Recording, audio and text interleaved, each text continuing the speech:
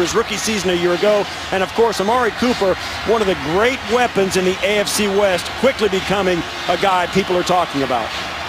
Today's game is being broadcast in Spanish where available using the SAP button on your television.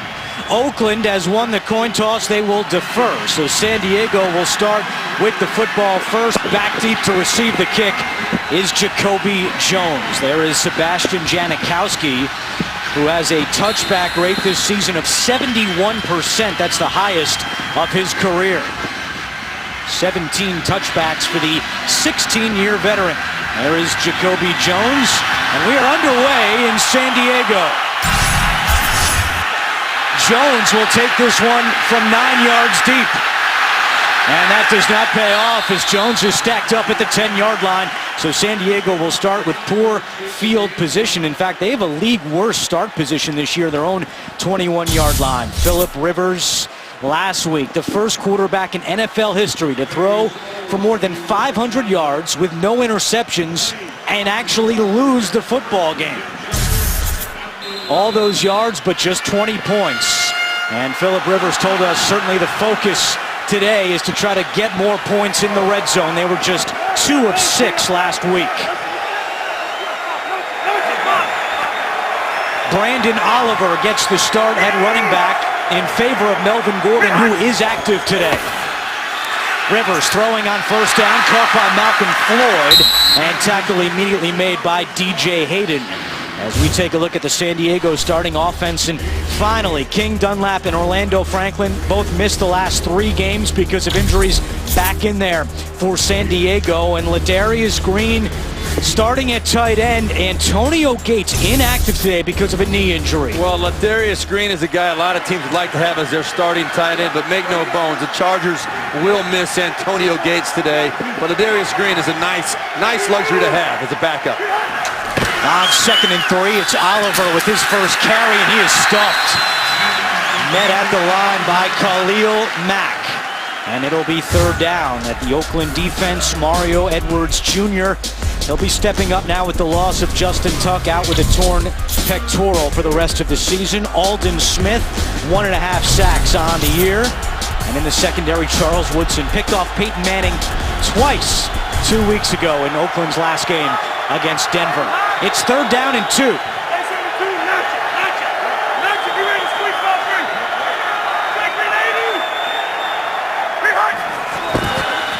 Rivers out of the gun, passes high and intercepted. Malcolm Smith on the return at the 10. Smith at the 5, and Malcolm Smith still fighting his way, tackled inside the 5 by King Dunlap.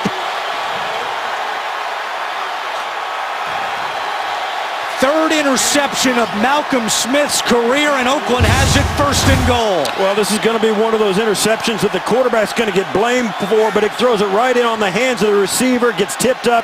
The worst possible thing that can happen in the secondary for an offense is to get the ball batted up in the air.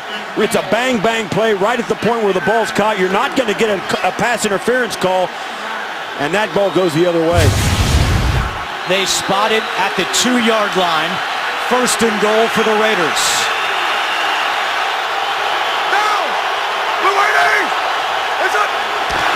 They give to Latavius Murray. And San Diego's defense able to get the stop. Well, Jack Del Rio told us coming into this game, we met with him yesterday, he mentioned that he felt his defense, they're going to play a lot of man-to-man defense with Ken Norton, the defensive coordinator, like to do. They challenged these San Diego receivers. They said they felt they matched up pretty darn well. It's already paid off for them. Look for some kind of movement out of Derek Carr right here. What's up? Gives it to Murray again up the middle, and no signal. Yeah, now we do. Touchdown Raiders. Murray's 3rd rushing touchdown of the season, and Oakland converts off the turnover. And right away, the Oakland faithful who made the trip here to San Diego showed up in a big way. It already sounds like a coin flip as to who's the home team today, and the Raiders get off to an unbelievable start here early as they pound it in on the turnover. And there's no question, reaches over there, you see with the left hand, reaches that ball over the goal line, and that is a touchdown, no doubt.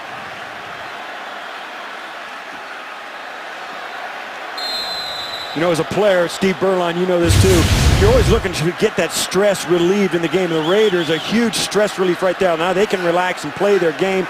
Chargers are full of problems right now. Janikowski knocks through the extra point, and what a start for Oakland. It began with the interception by Malcolm Smith, and the Raiders turn it into 7. Latavius Murray with the touchdown run. It's 7-0 Oakland.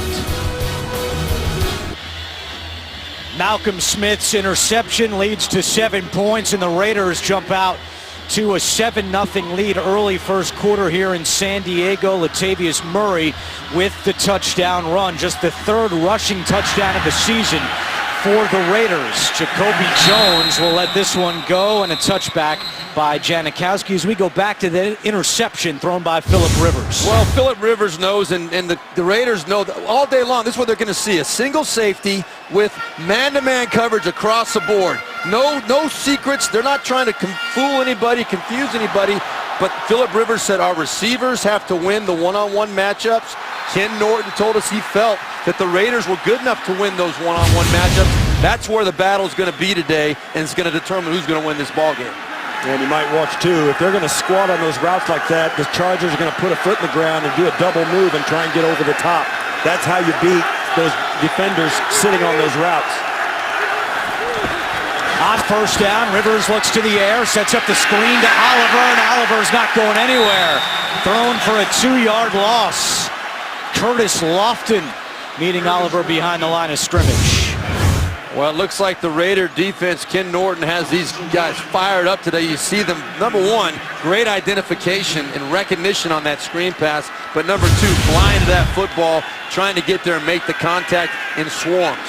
And we enjoyed talking to Ken Norton Jr. yesterday, a guy, easy guy to play for. You and I both agreed, a guy you'd like to have on your staff. He was a great guy to play with, too. I was a teammate of his in Dallas.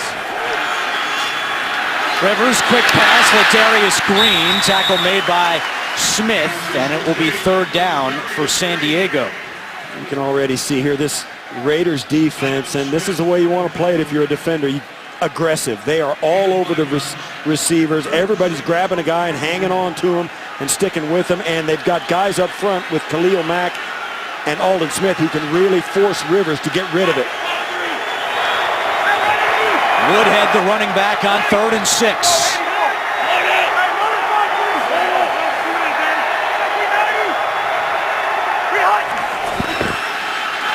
Rivers throwing left, incomplete. Intended for Stevie Johnson, broken up on the play by Nico Thorpe, and this Oakland defense will force San Diego to punt. Well, very physical on the outside, right there at the right-hand side of your screen. You can see the contact. Now, a lot of times this year, that's getting the flag. You can see Nico Thorpe actually had his left hand on Stevie Johnson's right shoulder.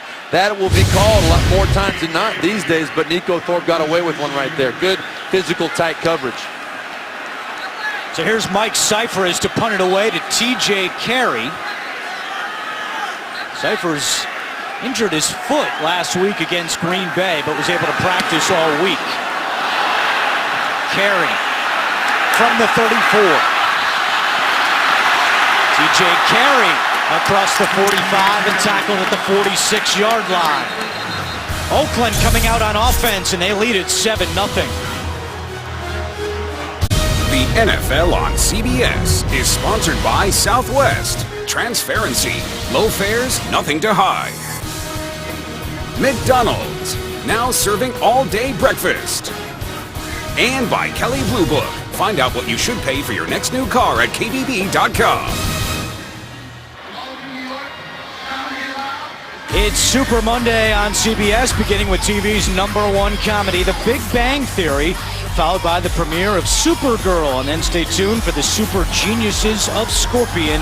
It's an all-new Super Monday tomorrow on CBS.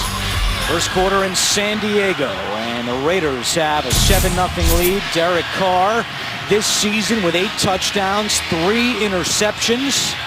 63% completion percentage, which is a bit up from last year, and we spoke with him yesterday, and he said the game has really slowed down for him in his second year. It really has, and if there's one area that I think we need to look at today and focus on, he's come out and played very well in the first half of each of his games, but he's fallen off in the second half.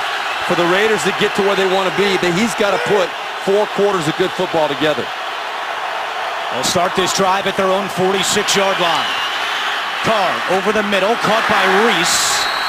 And he's wrapped up by Denzel Perriman for a short gain. As we take a look at the Oakland starting offensive line, and all 5 have played every single snap this year. Donald Penn now in his 10th season. We already saw Latavius Murray with a touchdown run for the Raiders. Yeah, they spent a lot of time in the bye week honing that running game, try to get it on track. Murray has 80 rush attempts coming into this game. Nobody else on the Raiders has even 10. He's the guy if it's going to work. On second down, they give it to Murray, trying to get around the right side. Flag comes in. Tackle was made by Donald Butler, and here's Jerome Personal Kroger. foul, grabbing the face mask. Offense, number 77. 15-yard penalty. Replay, second down. So the penalty goes against Austin Howard, the right tackle for the Raiders. You don't often see a face mask called on an offensive player. Sometimes hands to the face, but that's how the helmet got ripped off of Donald Butler. Obviously in on the tackle, and Austin Howard did not want to try and let Mr. Butler go make that tackle. See right there, Hard to miss that. Yeah, ripped right off his head. Heck of an effort by Well, it's a worse Donald penalty Butler. because it's not an illegal hands to the face. It's a personal foul face mask, which is a much different penalty, and it's much worse for the Raiders. So that makes it second down and 22 for Oakland. One on the play clock. Carr just gets it off. Carr tossing sideline to Cooper, and it's incomplete. Broken up by Jason Verrett, and that is a matchup not only to watch today, but for years to come. Cooper against Verrett. There is a flag down at the 42-yard line. Illegal hands to the face. Defense, number 24. 5-yard penalty, automatic, first down. So that's on the other side of the field against Brandon Flowers, who's really been struggling of late for San Diego. Yeah, we've been talking about how the officials are going to call this on the outside, the physical play. Flowers has been victimized by that. You'll see this on the other side of the top of your screen, working against Crabtree, and that's not a whole lot different than the one they didn't call. Yeah, I mean, that's what players really complain about. If they call it on one side, call it on the other. If you call it one week, call it the next week. And I think the officials have a hard time getting that. It gives Oakland a first down, 1st and 10. Carr trying to take a deep shot down the sideline, and it's dropped. Crabtree came back to get it. Had a beat on Flowers, but couldn't bring it in. And Derek Carr was raving about the hands that Michael Crabtree has when we met with him yesterday. Best hands in the NFL. Well, this might be one of the easiest catches he ever had because Flowers was gone and out of the play. Crabtree sees the ball. No reason not to make that catch. That's a big play, and a guy with Michael Crabtree's caliber, he makes that catch 99 times out of 100. Just so unfortunately for them, that was the one time. 9th drop pass this season by the Raiders.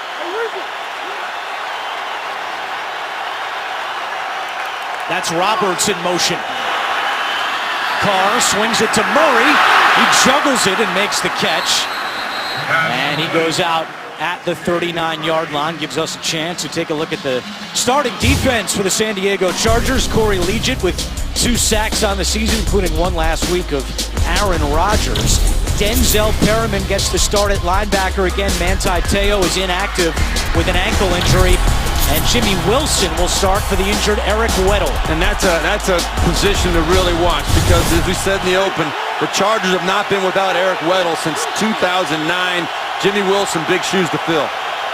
Snaps a streak of 86 straight starts for Weddle, and before the snap, we have a whistle. Official timeout for the injured player. There is no play. And that's Melvin Ingram that hobbles off for San Diego. Yeah, he fell down. He's trying to get the officials' attention. I think that was because, yeah, they had 12 men on the field. Yes. Was the injured player for San Diego, number 54. Yeah, he's 54. He went down. Now they're looking at him. I don't know that he was hurt. He hopped up like, Yep. yeah. they were going to get caught with 12 guys on the field, and Ingram went down because he was the guy that was supposed to come out and did not get the substitution call, and he just went down like he was hurt. At least that's what it looks like it is. Now, they are examining, so perhaps he does have some sort of ailment, but he hopped up pretty spry after they blew that play dead. Let's count how many we have here on the field. We got 1, 2, 3, 4, 5, 6, 7, 8, 9, 10, 11. We're wrong. They have 11 on the field, so we can't accuse them of deception right there. So following the stoppage, Ingram cannot be on the field, and he's being attended to on the sideline. It's 3rd down and 9. Carr over the middle. Pass is caught for an Oakland 1st down. That was Taiwan Jones making the catch for 16 yards, and the Raiders move the chains. Yeah, this is why Derek Carr is has taken a step forward. He has plenty of time, and he takes time to make sure he gets to that first read, and then finds Jones and just puts the ball right on, gives his guy a chance to make a play, and that Carr had plenty of time. Offensive line working very well. Everything came together for the Raiders on that play. 3rd catch this season for Jones. Latavius Murray has a hole. Murray still going at the 30. A gain of 14 for Latavius Murray, and another 1st down for the Raiders. Well, nothing fancy here. The Raiders, a 27th ranked team in the as far as rushing the football this year. We knew they focused on the run game in the bye week. That right side right there did a great job, led by Austin Howard, Jamarcus Webb, Rodney Hudson, the center. Everybody got up on that second level. That made it easy for Latavius Murray to get up there into that line and up into the secondary. His longest run since week 3 in Cleveland. Meanwhile, for the Chargers, Melvin Ingram is back out on the field. With 8:04 to go, 1st quarter, it's 1st and 10.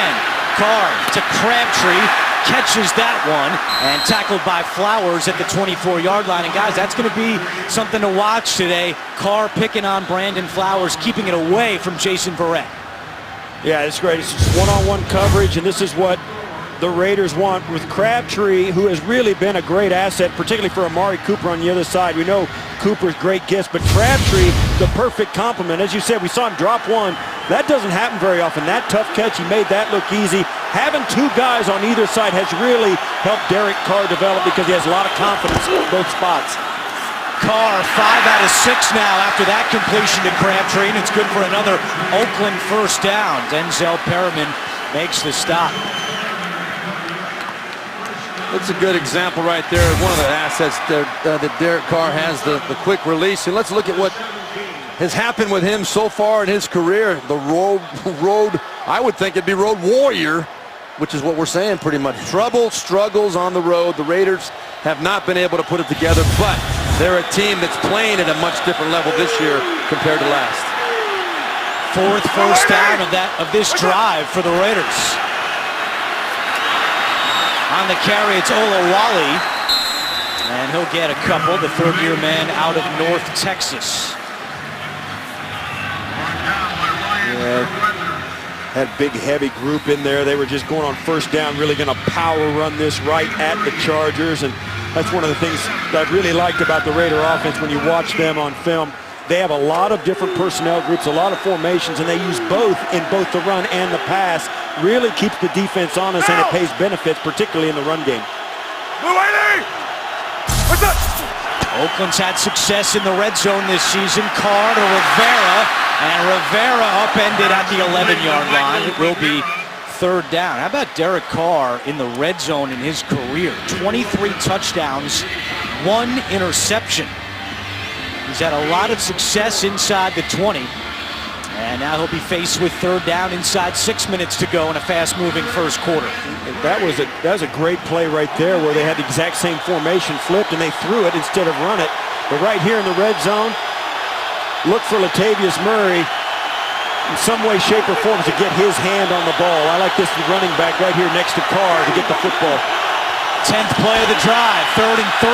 Carr, end zone, and it is broken up. Flowers on the coverage. The pass was intended for Crabtree, and Oakland will send out the field goal unit. Well, you're right, Andrew. Earlier you said that Brandon Flowers is going to get a lot of targets today. He's matched up on Michael Crabtree all over the field. he knows he's going to get a lot of targets because of the respect that the rest of the league has for Jason Verrett on the other side. So it's going to be a lot of balls thrown to him. It's weird because Brandon Flowers long has been regarded as one of the best cover corners in the NFL, so it's unusual for him to be targeted. This talks a lot about his contemporary on the other side of the field. Janikowski from 29, and that one's good. He missed two weeks ago against the Broncos, but Oakland has jumped out to a 10-0 lead.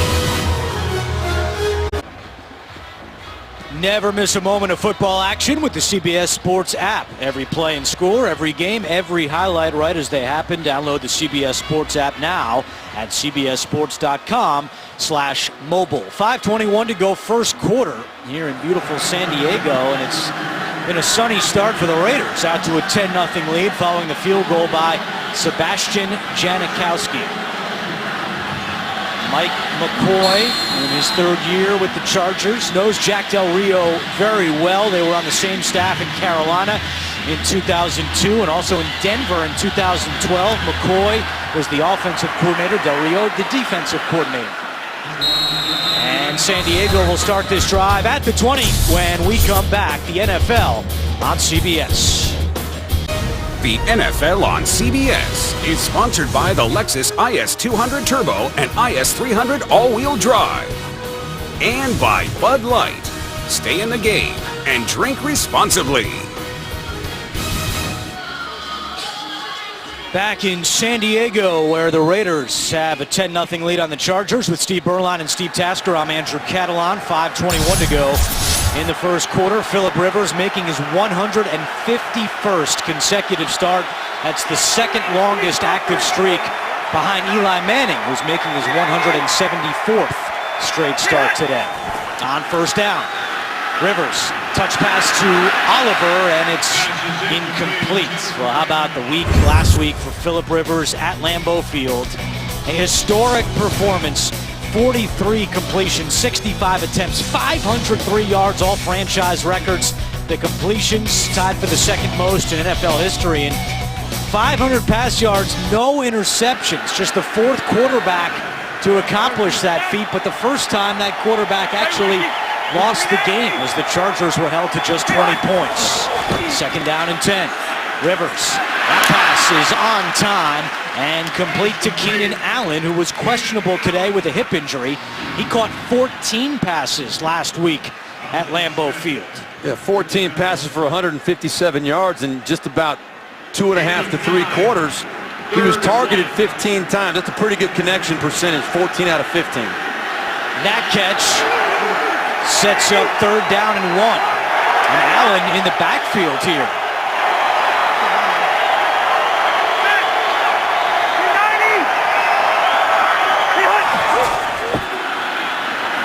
Rivers, and it's caught by John Phillips. The tight end with his 6th catch of the season. It goes for a first down. Well, this is going to be the contest. Phillip Rivers picking a window, finding one of these receivers to go out. Look at him. He looks back to his left, then comes back very fast to his right and guns it in. Smith has no chance. I mean, he's looking at Phillip Rivers, looking the other side of the field, and all of a sudden the ball's going right back to his guy. Great job by Rivers. Rivers has 5 completions to 5 different receivers. It's first and 10. Rivers in trouble and just throws it away. And a late flag comes in. And that could be intentional grounding. Rivers is trying to say that Stevie Johnson was in the vicinity. Well, Stevie Johnson did get knocked down before he could finish that. Tripping. Defense, number 99. 10-yard penalty. Automatic first down. Instead, it goes against Oakland and Aldon Smith, and it gives the Chargers a first down. Wow. That was close. I don't know. He seemed like he was tied up and his leg just kind of swung out. It has to be an intentional trip in order for that to be called a penalty. I don't know how do you determine whether that's intentional or not. I think he was just trying to find Rivers. That's a horrible call. I'll say it myself. That's bad. That is not a good call. Yeah, that is a reaction by a referee. He weren't ready saw to go the leg go out. No, he didn't sound ready to say it. I'll say it. It was a terrible call. Well, moves San Diego all the way up to the 44-yard line with 4 minutes to go in the first quarter. Rivers slings it, and it's caught by Dontrell Inman, and another flag comes in. Back at the line of scrimmage. Personal foul, unnecessary roughness, defense, number 99. Throwing the quarterback to the ground after the play. 15-yard penalty, automatic, first down. 2 in a row on Aldon Smith, and San Diego moves into Oakland territory. Well, they got the wrong number.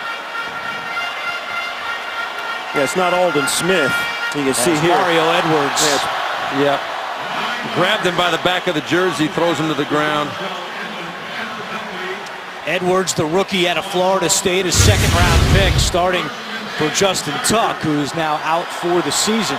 So 3 Oakland penalties for 40 yards here in the first quarter. Rivers now 6 completions to 6 different receivers. It's Woodhead on the carry, and Woodhead is wrapped up by Malcolm Smith. And guys, Melvin Gordon active today with the ankle injury. He was questionable, however. 2 fumbles last week in Green Bay, was benched the final 36 minutes, and we have not seen Melvin Gordon so far today. And I think there's a lot of reason why he's not on the field right now. The insecurity with the football. He didn't practice this week, so he wasn't getting hit during the course of the week. I think Mike McCoy wants to be very careful with how he uses Melvin Gordon today. The rookie first-round pick out of Wisconsin. 2nd and 6. Rivers on the move, flag is down, and Rivers' pass is complete.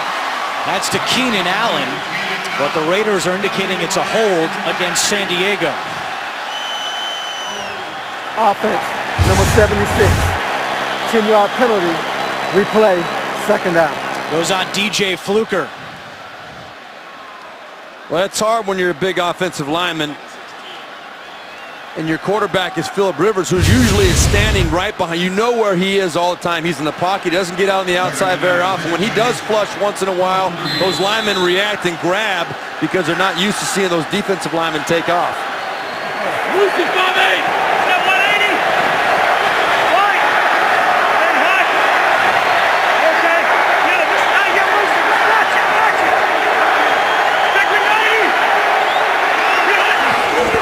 On 2nd and 16, Rivers fires over the middle, caught by Keenan Allen, tackle made by Hayden.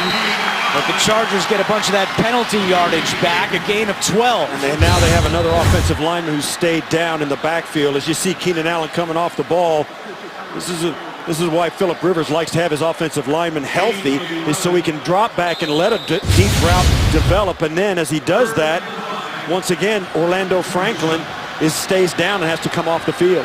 So Franklin hobbles off. We're back in a moment.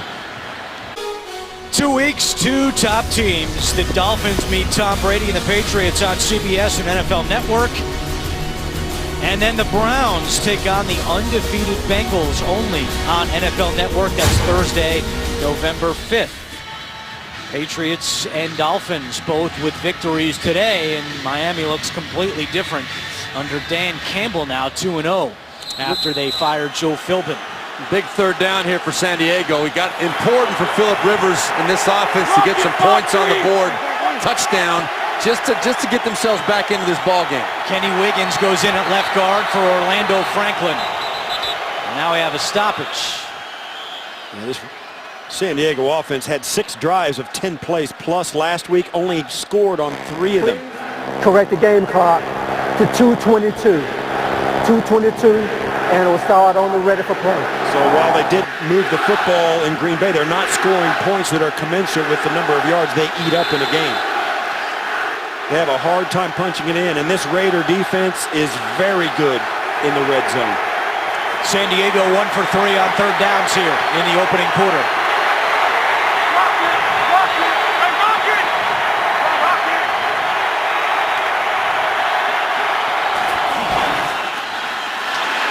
Rivers gets rid of it to Woodhead. Woodhead puts his head down, and that's right at the sticks.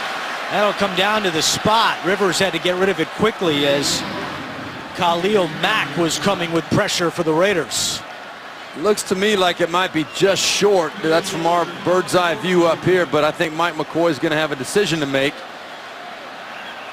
Whether he wants to just take the sure thing 3, you would think, or push for that touchdown.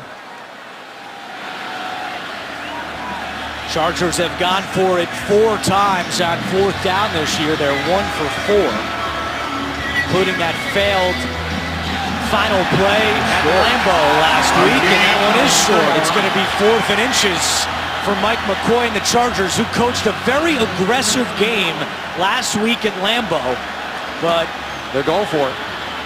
Here he is going to go for it. I like the decision by Mike McCoy. I think you can definitely justify it in this case. This is a team that needs to have confidence shown from their coach. He believes in them. A lot of young players on this team. I think it's the right call. You've got one of the most masterful quarterbacks in the league. You know you can trust that the play's at least going to get off and be run properly. They're going to have everything like that right. You got to trust your players on a 4th and short like this.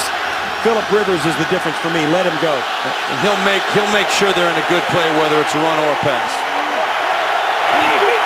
Oliver is the running back.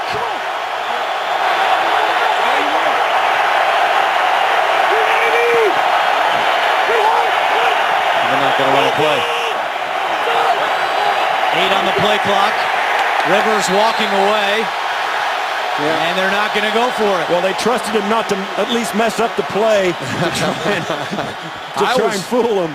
I thought they were going to run a play. I mean, Rivers is good at that. Well, they had worked on that specific execution several times in practice, guaranteed. And right there, Mike McCoy had no intention of going for it. He's going to take the sure points. I think he could have justified it either way. Tip your hat to the Raiders. That is a good quarterback doing everything he can to fool them, and they were disciplined enough not to on a drive where they had over 40 yards in penalties. When they really needed it, they came up and were disciplined. And you got to give credit to Jack Del Rio. We just saw him there on the sideline. He's established a culture of accountability. So Josh Lambeau out to attempt a 40-yard field goal. He's missed 2 on the season. This one is good, and the Chargers are on the board with 1:18 to go in the first quarter. Mike McCoy decides to kick it, and his team now trails by 7.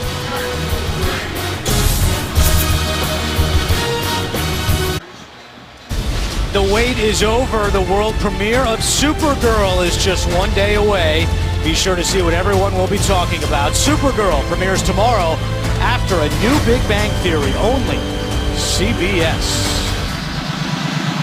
This is a lively crowd in San Diego today, as a number of Raider fans are here in attendance, as you would expect for this AFC West battle between the Raiders and Chargers. San Diego has had the better hand of the Raiders lately. They've won 3 straight, 6 of 7, and 19 of the last 23. Taiwan Jones on the return, and he is stopped at the 23-yard line. So back comes Derek Carr, who said he spent his bye week back home in Bakersfield with his family. And 10 first quarter points for the Raiders today. They had a total of 13 in their first 5 games of the season. Interesting stat about Derek Carr. 31 times he's been sacked in 21 games of his career. His older brother, David Carr, long career, but not as successful as he would have liked. Took him 5 games, his first 5 games, to get sacked. As many as Derek has been sacked in 21 games. And back in Bakersfield, David Carr really appreciates that stat, Steve Berline. It's Murray on first down. And he's tripped up from behind. Corey Liuget makes the tackle. Corey Liuget, we had a chance to sit with him on Friday. His 5th year out of Illinois. Big fisherman. Said he caught a yellowtail last year south of Mexico that was 32 pounds. That's a pretty good fish. That's a nice fish for a big guy, too. Final 35 seconds of the first quarter. Still no catches for Amari Cooper. It's Murray. Down the right side, Murray with a hole. And a burst of speed across the 40. A gain of 17 for Latavius Murray in what could be the final play of the first quarter. One of the things that we knew coming into this game, the Raiders were going to try and run the football. This Chargers defense ranked 29th in the NFL against the rush. So we're going to see a lot more of that if they don't play it a little bit tougher than they have been to this point. That is the end of the first, with the Raiders leading the Chargers 10-3. We'll return to San Diego after these messages. You're watching the NFL on CBS, home of Super Bowl 50. Start of the second quarter in San Diego. The Raiders have a 10-3 lead with Steve Berline, Steve Tasker, our entire NFL on CBS crew. I'm Andrew Catalan. We thank you for joining us. Week 7 on an overcast day here in San Diego, but quite warm. Temperature right around 80 degrees. Raiders with 1st and 10 to start the second quarter. They give it to Taiwan Jones. Has some room around the right side, and Jones with a first down. Dragged down from behind by Ricardo Matthews after a gain of 13. Well, the Raiders doing a nice job off the right side. You see there as Howard gets out in front and then catches the pursuit, pushes it up the field behind the runner. Great job, of course, by Ricardo Matthews running him down from behind, but that's a great job at the point of attack. Raiders having some success off their right side. It's been a major problem for San Diego all year. Their run defense is 29th in the NFL. Carr to the air, over the middle, wide open, Cooper. Amari Cooper's first catch of the day. 1st and 10 for the Raiders at the 30-yard line, a gain of 15. Fun guy to watch play the game, this Amari Cooper. Everything you hear about him is just so positive. Nothing lacking in terms of a skill set. He's got great size, great speed, and so surprisingly, incredible feet for a big man. And it makes him a very difficult package to cover.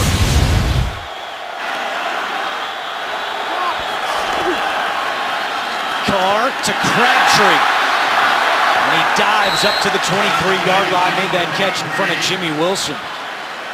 Now, we sat with Derek Carr last night, and he said that the way that Cooper and Crabtree complement each other has meant so much for this offense, not just on the field, but off the field, in the wide receivers' meeting room.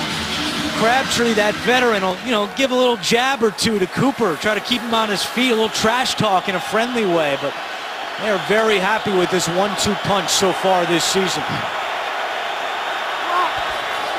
2nd and 3. Carr looking for Wolford. He's got it. Touchdown. Clive Wolford, his first NFL touchdown.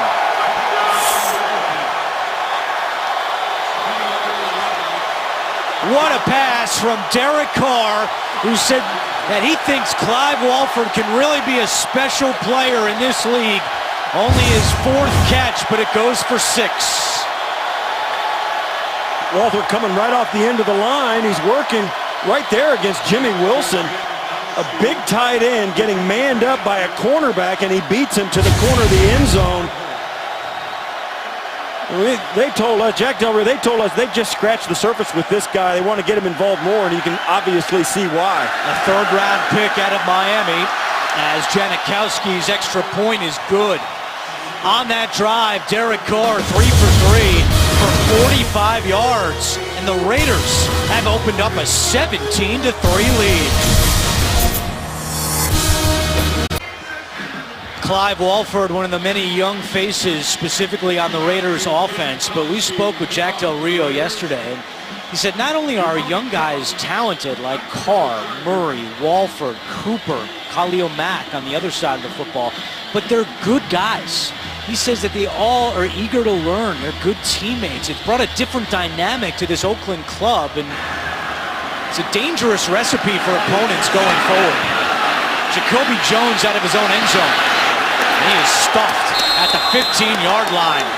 Keith McGill with a big tackle on special teams as we go back to that touchdown. Well, here's Clive Wolford right here, but I don't want you, he's actually right here on the inside, excuse me. I don't want you to watch that. I want you to look at this up here. Amari Cooper comes down and literally runs over the top of the defender. If Derek Carr did not throw a touchdown pass on the right side, he would have been killing himself for missing a wide open receiver up top, and that really should have been a pick.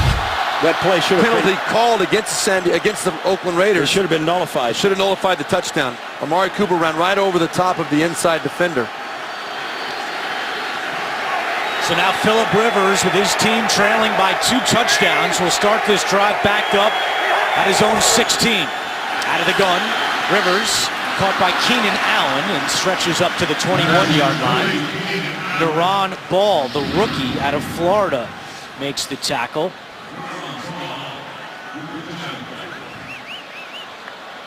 Keenan Allen, who is questionable today because of a hip injury, leads the NFL in catches, coming into the day with already 53 on the season. 3 more today gives him 56. Rivers back down, it's intercepted! Picked off by DJ Hayden.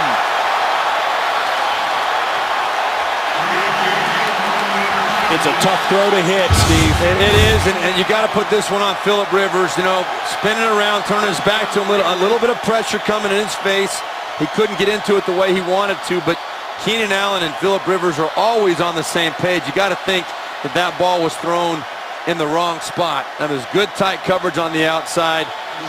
I think by DJ Hayden. I think, too, the timing was thrown off by the physicality on the outside. Hayden was being physical, and he held Allen up. He wasn't in the spot where Philip Rivers was expecting him to be, and that it was defended on both ends, at pressure and also the hold up at the line of scrimmage. Look for the Raiders to come out and attack right now. I think Derek Carr, Bill Musgrave, offensive coordinator, might take a shot right here. 3rd interception of Hayden's career. 2 of the 3 are off of Philip Rivers, who now has 2 picks here in the first half.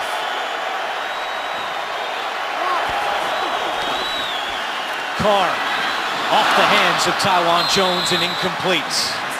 Rivers now with 7 interceptions on the season. Well, here's the matchup right up here at the top. All it is a straight comeback down the side, and Philip Rivers, again, he's got pressure in his face, and I think that's what threw the throw off a little bit, and he had to get that ball up a little bit earlier than he wanted to, and you're right. Keenan Allen there was some physicality on the outside. It just threw the timing off. Philip Rivers knows, though, if he's going to miss that throw, it's got to be outside toward the sideline where either his guy's going to get it or nobody. He's got to throw that over Jack Del Rio's head. No! We're waiting! What's up? And we have some movement on the line, and flags fly. 12:21 to go, second quarter. I think they're going to get Lee Smith, the big tight end, number 86. He might have been drawn off sides by Neutral zone infraction. You're right. Defense, number 54. Cause no reaction from this offense. 5-yard penalty, second down. And the problem is, if the guy's not in the neutral zone, it doesn't count. Now, right at the top of the screen up here, see that, yeah, he's in the neutral zone there, and that's caused the reaction. Yep. Now, the defender can move, but he just can't move forward. Some guys will get guys snapping up to a stand-up real quick, and that'll cause a reaction. That would be on the offense. But he crossed the line, and that's the defensive foul. Empty backfield on 2nd and 5.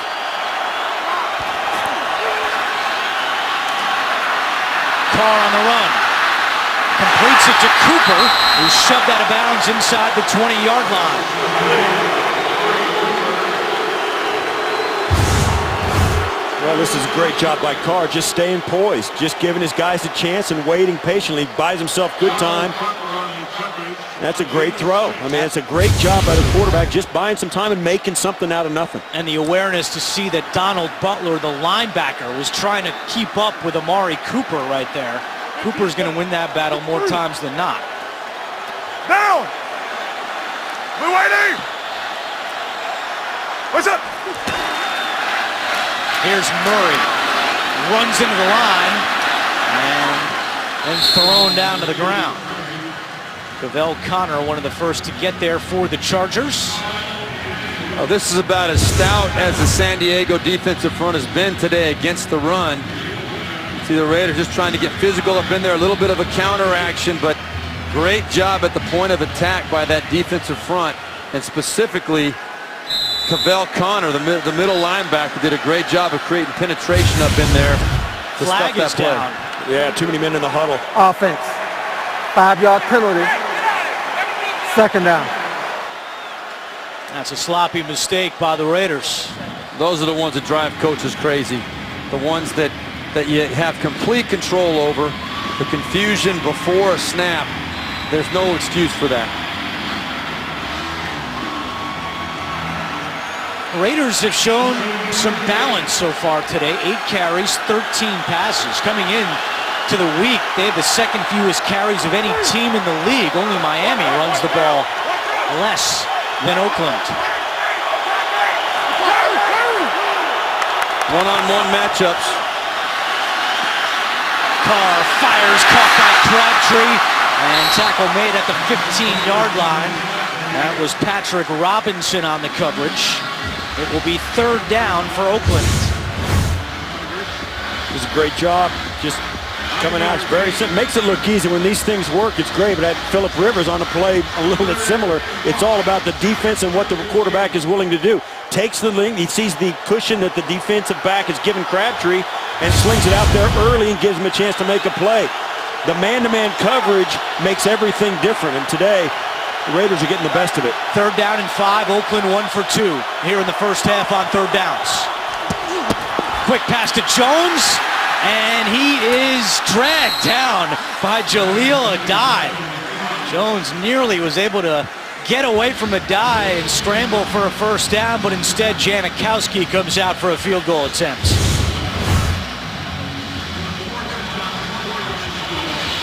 Well, if you're San Diego, you consider this a success after the turnover deep in their own territory or on their side of the field. To hold the Raiders to a potential field goal, that keeps you in the ball game at least. Janikowski 1 for 1 today. He made from 29. This is from 32, and it's true. 9:28 to go first half. The Raiders tack on 3 more here in San Diego. The NFL on CBS is sponsored by Verizon. Watch live primetime games with NFL Mobile only on Verizon. Charles Schwab. Own your tomorrow. And by Acura, the leading automotive brand in safety performance. Aerial coverage of today's game is provided by MetLife. Miramar, California, which annually hosts a world-famous air show. It happened here earlier in October. Chargers trail 20-3. And an injury update for San Diego. Denzel Perriman, his return is questionable because of an arm injury. Remember, Perriman starting today for Manti Te'o, who's out with an ankle injury. Jones on the return. Flag is down. Jacoby Jones shoved out by Thorpe at the 47. There are actually 2 flags down on the field. So we'll see if this stands.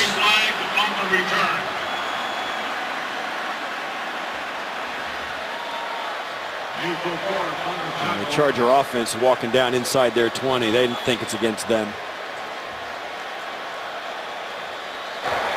There were 2 fouls on the play, both against the receiving team. Holding, receiving team, number 89. That penalty declined. Holding, receiving team, number 48. Half the distance to the goal, first down. Double whammy against the Chargers. Ladarius Green and Nick Dzubnar called for the holding penalties. So San Diego once again will have poor field position, and it wipes off a 53-yard return by Jacoby Jones. Yeah, those are the kind that really get into, we talked about the ones that happened before the play in the huddle, whatever, like the Raiders had last series. But right there, Mike McCoy, you get a nice return. All of a sudden, you get put back inside of the 10-yard line. Orlando Franklin, who left earlier with an injury, is back at left guard for San Diego. Still no Melvin Gordon today. Rivers, nice catch by Keenan Allen. He had some beauties last week at Lambeau and doesn't get much yards on that, but still a nice one for Keenan Allen.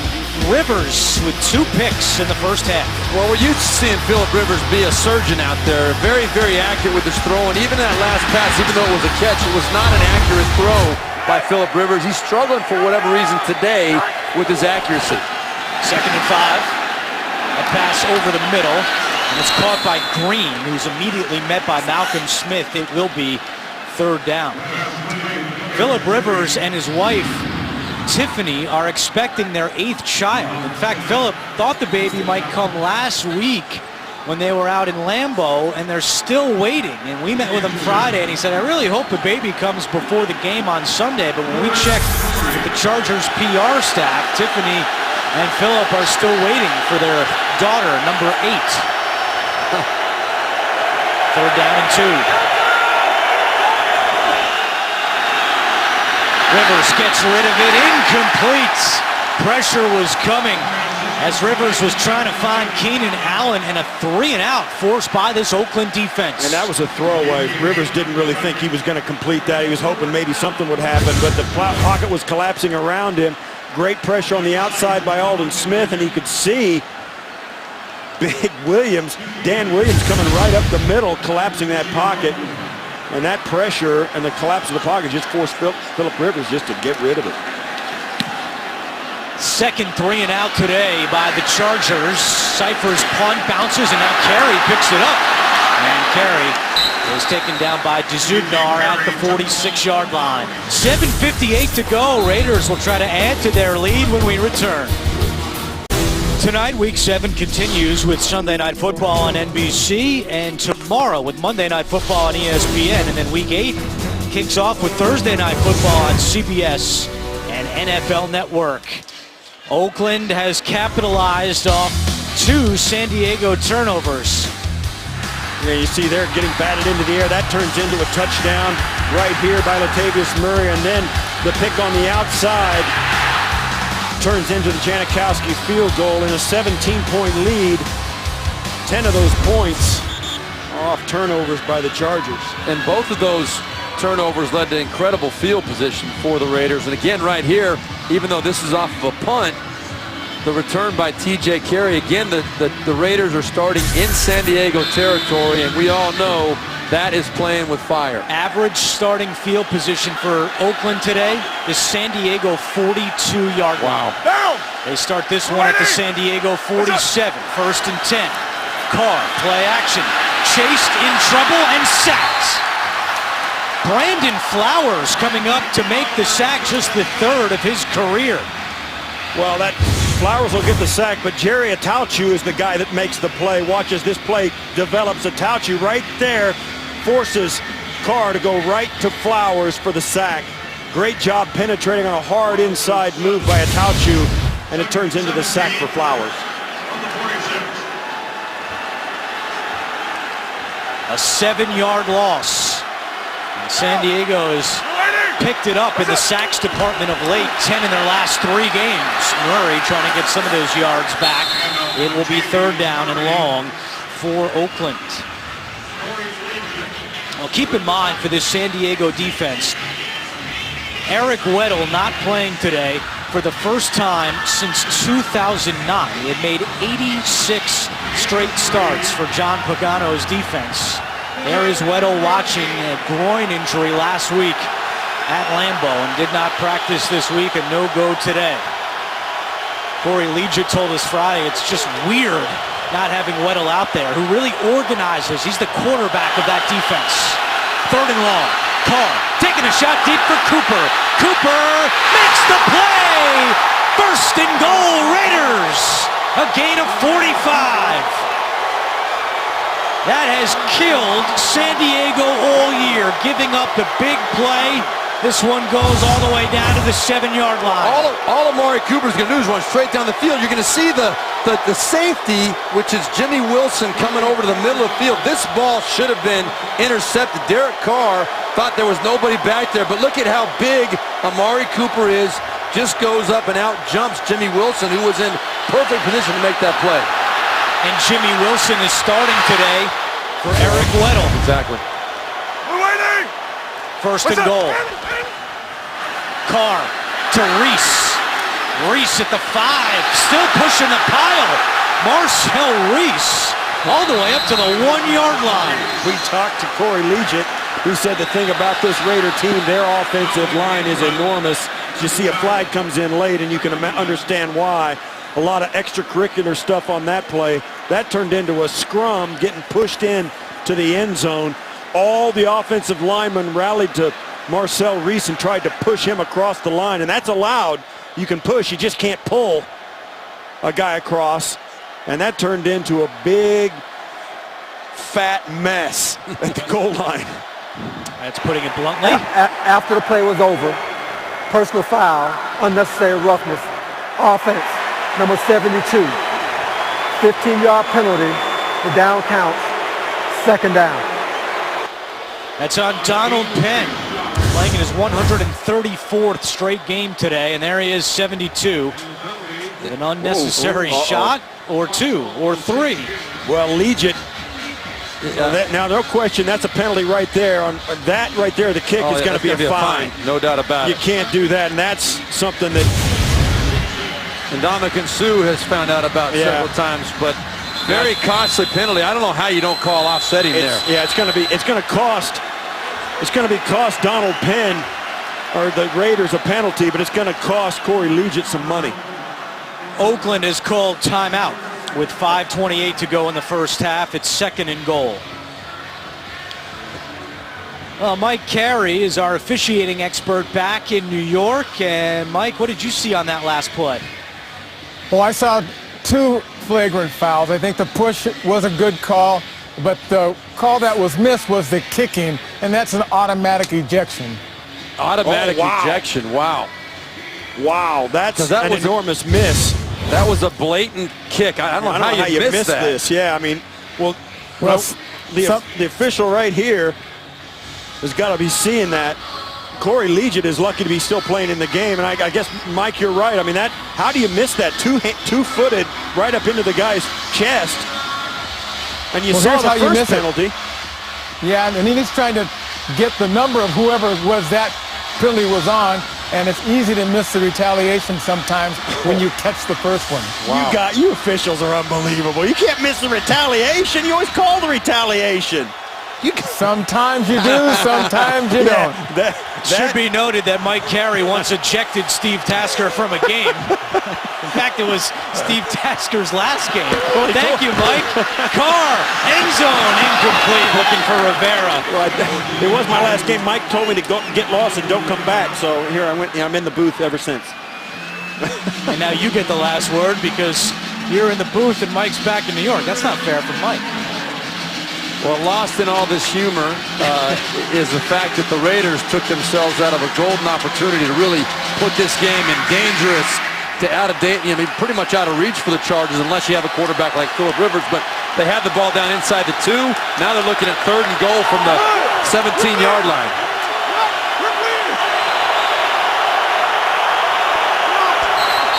And we have movement and a flag comes in. False start. Offense, number 77. 5-yard penalty. 3rd down. Coming into today, the Raiders in their 2 wins had 28 combined penalties. 28. That's all it took. That little quiver right there. In their 3 losses, they only had 16 combined penalties. So when the Raiders are winning games, they're getting way more penalties than they are when they're losing. So figure that one out. Yeah. 6 penalties today for 65 yards.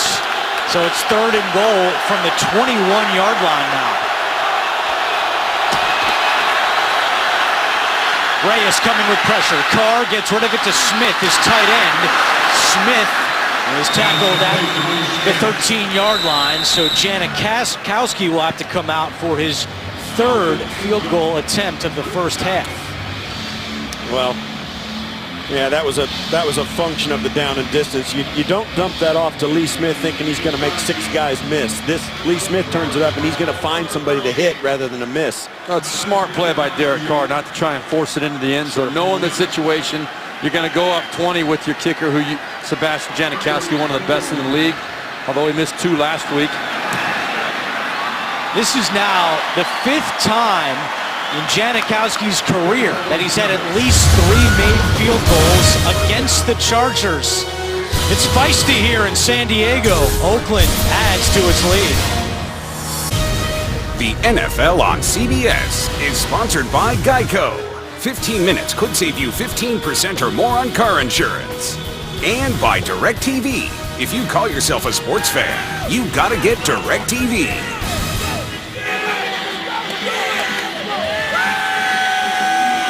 Back in San Diego, and tonight on 60 Minutes, the first and only look inside the U.S. air war against ISIS, plus an interview with Vice President Biden. That's only on 60 Minutes tonight. And the Chargers need some electricity here with 4:41 to go. How about this? Most points in the first half for the Raiders against San Diego since 1985. And the Raiders were in Los Angeles. San Diego will start this drive at the 20-yard line. Well, it's very surprising to me that we're sitting here looking at this game the way that it is. Coming into this game, the Raiders were the absolute worst team pass defense in the NFL, giving up almost 300 yards a game, going against the #1 pass offense in the NFL, the San Diego Chargers, and the Chargers have just not been able to get any rhythm whatsoever today, and the careless throws or inaccurate throws by Philip Rivers really cost them. Largest lead the Raiders have had in any game in 2 years.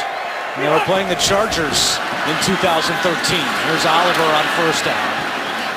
And Oliver picks up 4 on the play. Again, we have not seen the rookie Melvin Gordon today. There he is without his helmet on the sideline. 2 fumbles last week in Green Bay. Did not return to the game after the second fumble. Benched for the final 36 minutes. And it's been Oliver and Woodhead.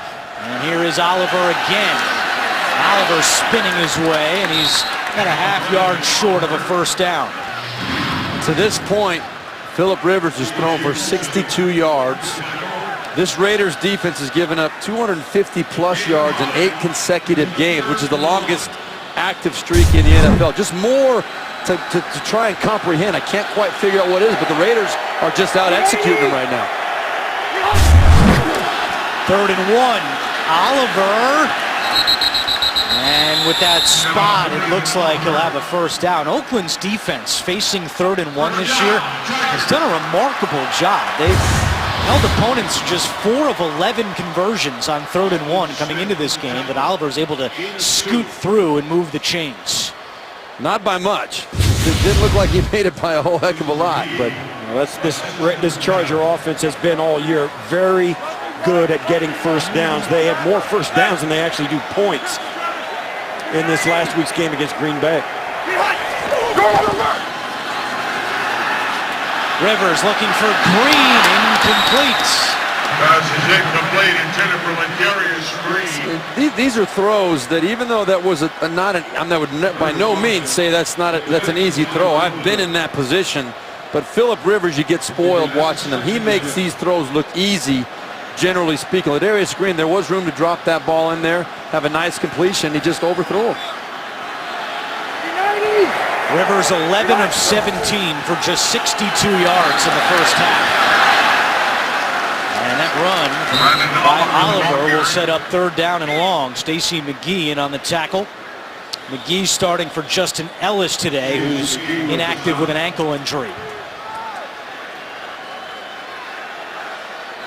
So big 3rd down here for San Diego. Time ticking away in this first half, inside 2:40 to go. It's imperative for the Chargers to get something on the board on this drive. They've got to convert this 3rd down.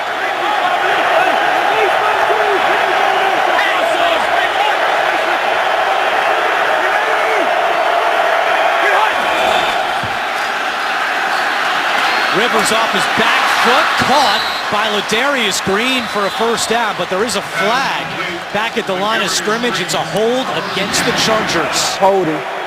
Offense, number 74. 10-yard penalty. Replay 3rd down. That's on Orlando Franklin, the left guard, so they'll have to do it again. You're going to see right here, there's Franklin. He's got Khalil Mack lined up over him. You got Khalil Mack and Aldon Smith on the same side of the defense. That's a lot of pressure to put. You got a Khalil Mack locked up on a guard. That's a tough matchup on a guard. 3rd down and 18. Chargers just 2 for 6 on 3rd downs here. Rivers nowhere to go, gets rid of it to Woodhead, and Woodhead is hit hard along the sideline. Nico Thorpe coming in to make the tackle, and once again, San Diego will have to punt. 2-minute warning, and the Raiders lead by 20. Oakland is going to get the ball back with 1:53 on the clock and 2 timeouts. 3rd punt today for Mike Cyphres, and TJ Carey is back deep for the Raiders. The Raiders have not had a punt return for a touchdown in 7 years. Johnny Lee Higgins back in 2008. On this play, Carey gets a couple. Been a rough go for San Diego. Last week, 548 yards of offense, and here's what they've done today. On their first 6 possessions, 3 punts, 2 picks, and 1 field goal. And it's unusual for them not to be able to stay on the field for more plays. They had an 8-play drive and then a 6-play drive, and that's it. Yeah, everything else was 3 and out or 2 and out. Yeah, only 2 plays of more than 3, 2 drives of more than 3 plays. And what's amazing, this is a huge game for Phillip Rivers and the Chargers. They know what a big game this is. That's what's made this so surprising to us as we watch it develop right in front of us. Yeah, the Raiders offense clicking, 5 possessions, 5 scores. And they start this drive by completing it to Rivera up to the 44-yard line. And this is why so many people have noticed this is a Raider team that is very dangerous. Derek Carr told us last night, we're sick of hearing, oh, they're young, they'll be good in a few years. We want to win now. And they're playing like that today. That pass goes incomplete. It'll be 3rd down and 3. Coming up on the Verizon Halftime Report, join JB, Bart, Boomer, and Coach Cower for all the latest NFL scores and highlights, as well as a preview of Thursday Night Football on CBS and the NFL Network. It's all coming up on the Verizon Halftime Report. Another wild day on that NFL. Sorry, Andrew. On that note, Khalil Mack had told us yesterday as well, they're tired of learning from losing. They want to start learning from winning. And they expect themselves to get in the hunt, and all these games find a way to win. 3rd down and 3. Ingram coming with pressure. Carr out of the pocket on the run, and he's got the 1st down. Great awareness by Derek Carr to move the sticks. Yeah, it's a great job stopping the clock, saving the timeout as well, and now they've got a chance at midfield to do something towards the end zone and get some points out of this drive for sure. As Carr, as you see, he's good, great athlete, and you see he was going to throw it to Crabtree. Crabtree got pushed out of bounds. He becomes ineligible, so Carr had no choice but to tuck that and get out of bounds. And now we have a stoppage.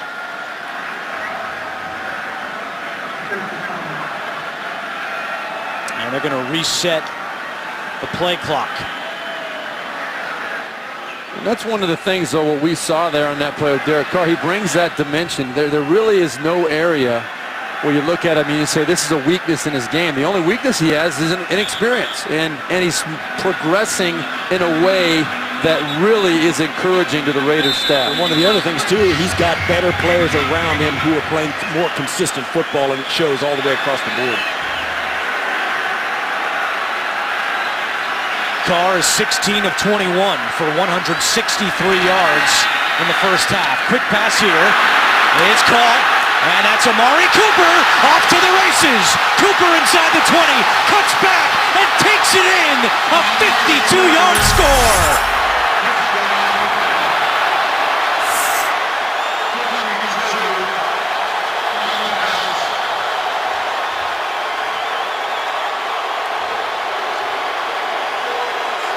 Third touchdown of Amari Cooper's career. And Phillip Rivers and the Chargers about to be in a 30-3 hole. Well, give Bill Musgrave, the offensive coordinator, credit for that. Expecting man-to-man coverage, that's all it was, lined up across the board. And if the person that's covering Amari Cooper gets blocked like he did on that play, it's hard to cover for that with a guy as good as Amari Cooper. 117 yards receiving for Cooper. That's his 3rd 100-yard game already in his young career. And how about this? It's 30-3 in favor of the Raiders. You want to know how to get better, draft playmakers and get them the football.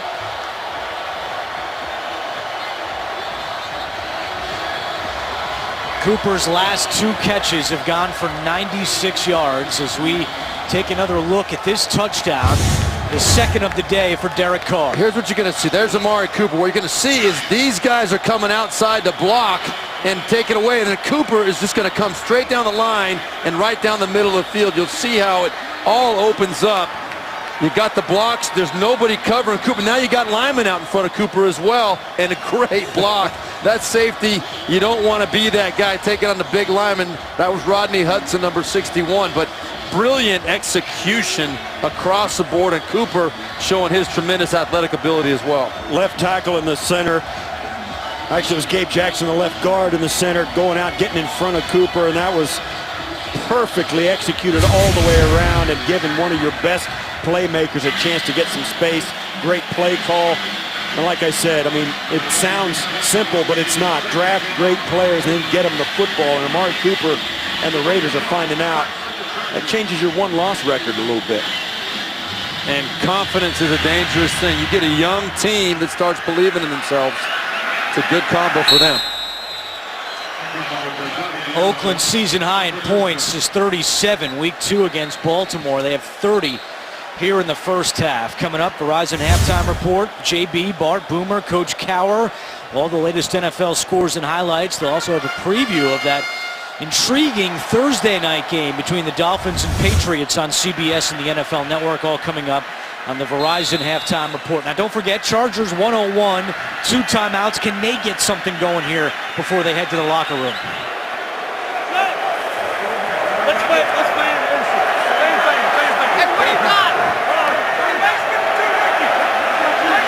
Rivers just 62 yards passing here in the first half. Quick pass to Woodhead, and he's tackled by Ray Armstrong. Rivers will try to run the no-huddle, preserve the timeouts. At this point, you've got to go full steam ahead. You've got to get something, and all the stops are out. But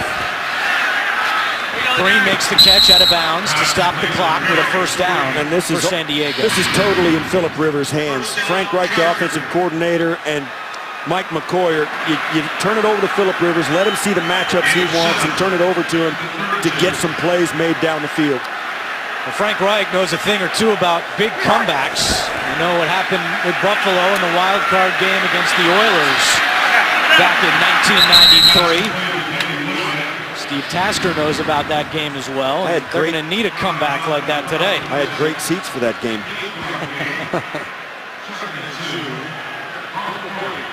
Reich in his second year as the offensive coordinator. In 2013, he was the quarterback coach here. I spoke to him before the game, and they're frustrated because they're moving the football on everybody, but they can't get points. Today, not the case. Rivers deflected and incomplete. Charles Woodson and David Amerson were hovering around that deflected pass. Well, that was a third down play, and you're going to see underneath, Ladarius Green, number 89 right there. He came wide open. It was 3rd and 3. That ball should have gone to Ladarius Green. It's 3rd and 3 right now, excuse me. But Ladarius Green was the read on that play, wide open underneath. That's where the ball should have gone. Third down here for San Diego. 2 for 7 this half on third downs. Woodhead, delayed handoff up the middle. He's got the first down. And this is where Mike McCoy will use a timeout. 24 seconds to go. He's got 1 timeout remaining. And you sit here and you think about what can the Chargers do differently? How are they going to find a way to come back in this ballgame? Well, they've got a lot of playmakers on the field. Sure, they're down Antonio Gates. They're down Melvin Gordon.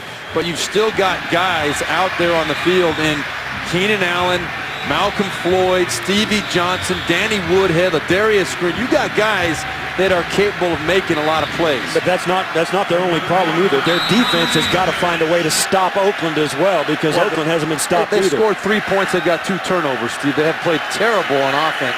We'll talk about how they're going to get back into it. Defense has to step up too.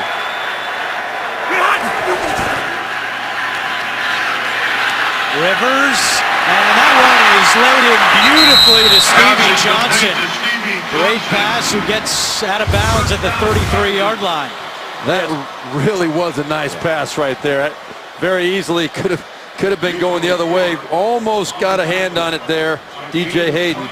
Yeah, for all his problems, it hasn't been a great day for Rivers yet. I mean, he's still in the elite level of quarterbacks in this league. Gain of 23, Rivers looking end zone for Floyd, out of bounds. Incomplete. They were trying to take a shot there. 11 seconds remain. It's a 50-yard field goal from here, and they do have 1 timeout left. Yeah, he was going to try and get a play, but Great job by Thorpe, just keeping the play in front of him. You can't let Floyd get over the top of you. And that's a great job by Thorpe. Expect another shot to the end zone here. That's a good question. You go for 7, or you're trying to set up an easier field goal? Easier field goal is the answer as Woodhead gets to the 26. And the timeout is called with, well, 2 seconds, but it looked like they got it before then. In any event, that's the final timeout, and Lambeau will come out to try to put 3 more on the board here for the Chargers. One thing we do know about Philip Rivers and about his history, his past, he will not quit. He will come out in this second half and he'll throw every darn tool in the toolbox at these Raiders. He'll find a way to get it going. I would be surprised if he didn't, but the Raider defense really has some confidence right now, rightfully so. They're really playing at a high level right now. Well, that's Philip Rivers is not going to let anybody else quit either. I mean, they follow this guy. He's a great leader, great quarterback, so you're going to see him fight to the end, but right now they better stop digging the hole. 44-yard attempt for Lambeau. Kick on the way, and Lambeau is 2 for 2. The only points in the first half for the San Diego Chargers. That's the end of the first half with Oakland leading 30-6.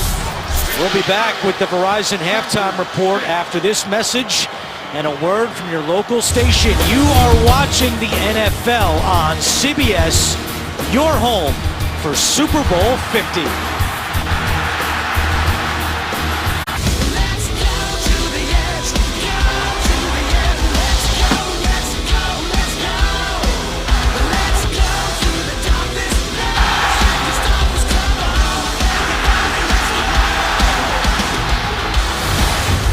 Start of the third quarter in San Diego where the Chargers trail 30-6.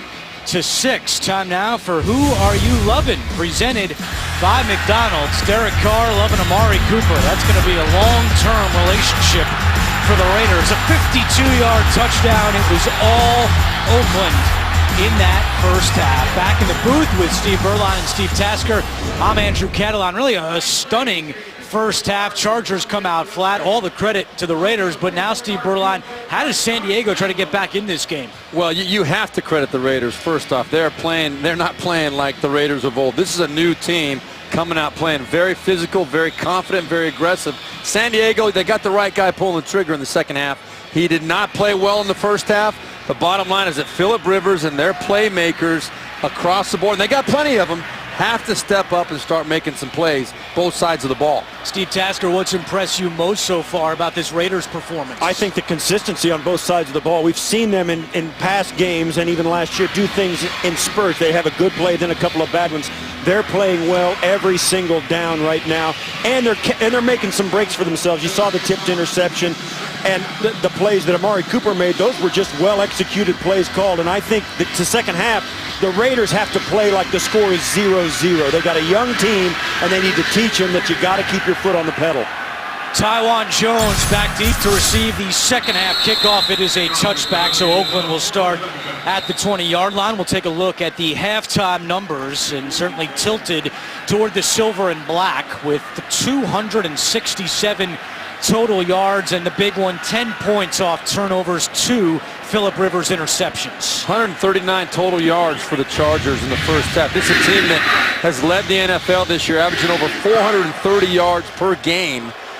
The Raiders defense has just put the clamps on them across the board, and it's going to start right here with the defense in the second half. Steve, you were saying it. You got to get the ball popped out of there for the Chargers. Murray on first down, maybe gets a yard. And Oakland really rolled it up in that first half. Look at their possession chart. They scored on every single drive. And how about that stat? First time since 2002 that in the first half the Raiders did not punt or turn the ball over. No, you can say it. It's a sign of a good football team. Raiders have not won a divisional game on the road in 3 years. Trying to change that here today. Second down and 8. Back to the ground with Murray with some room. And Murray will be 2 yards short of a first down. Adai makes the tackle for the Chargers. When Latavius Murray gets going north and south, he's one of those guys that burst kind of makes you hold your breath. You just sit there and say, wow, if they miss one tackle, this guy could be gone in a heartbeat. He's got that kind of ability. 9 carries, 47 yards for Latavius Murray. He watches this 3rd down and 2 play from the sideline. They pitch it to Jones. Jones hit hard, but he's got the 1st down. Melvin Ingram makes the tackle, but Oakland picks up a 1st. And this is the kind of production you want out of your running game. You see it's just kind of student body. You see 4 offensive linemen pulling out of their spots, trying to get out in front. And they do enough of a job to get the play pushed to the sideline to let him just pick his spot, jump over for the 1st down. And it looks so easy when it happens that way. But you know, this is a Raider team that's just playing so consistently right now. Carr's first pass of the 2nd half is caught. First catch today by Seth Roberts. There is a flag down. Seth Roberts. Penalty flag. Now this is they're going to call a pick play on the far side. Pass interference. Offense, number 10. 10-yard penalty. Replay, 1st down. Goes against Roberts. It's the kind of play they've been featuring a lot. Roberts is number 10 right there.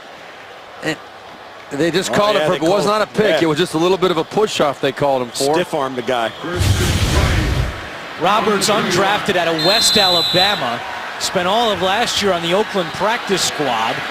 And he's made a big impact for this Raiders team, already with 2 touchdowns on the season. Derek Carr told us last night they can make a Disney movie about Roberts' journey to the NFL. Everybody up inside. On 1st and 20, Carr to Cooper. Did he get the feet down? Yes, he did. What a catch on the sideline by the rookie Cooper. And that's one of the differences about this Raider team that you see. They can dig themselves out of a hole on a 1st and 20. They just throw it out to Amari Cooper on the back shoulder. Watch the athletic play. Goes up and gets it and just keeps his toes on the ground. Fantastic catch. San Diego Chargers fans are going to get used to seeing that combination for a lot of years. Derek Carr to Amari Cooper. Spectacular execution and a big play for this team. Jones running right. Taiwan Jones spinning in midfield into San Diego territory. A gain of 19 on the season. Taiwan Jones at just 30 yards rushing. Well, this is, again, nothing special. Just student body right. Like you said, you see the big boys out front. Austin Howard, Lee Smith, the tight end, was over there as well. And they're just getting to the edge. John Pagano, defensive coordinator, told us that yesterday one of the big problems against the run, they've got to set the edge of that defense. They're not doing it today again. 10th play of at least 10 yards today for the Raiders, and that matches the career-long run for Taiwan Jones.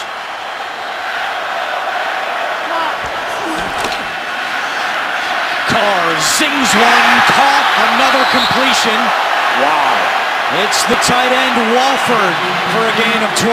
What a gutsy throw by Carr. Watch as he throws this right up the seam on the end of the line of scrimmage. 88 right on the numbers. Look, zings it right past the ear of Donald Butler. That's a courageous and confident throw by a young quarterback right there. What a fantastic read. As a quarterback, he sees the numbers, the back of the numbers for Donald Butler. He knows Butler can't make that play. That was a brilliant throw, though, right on the money.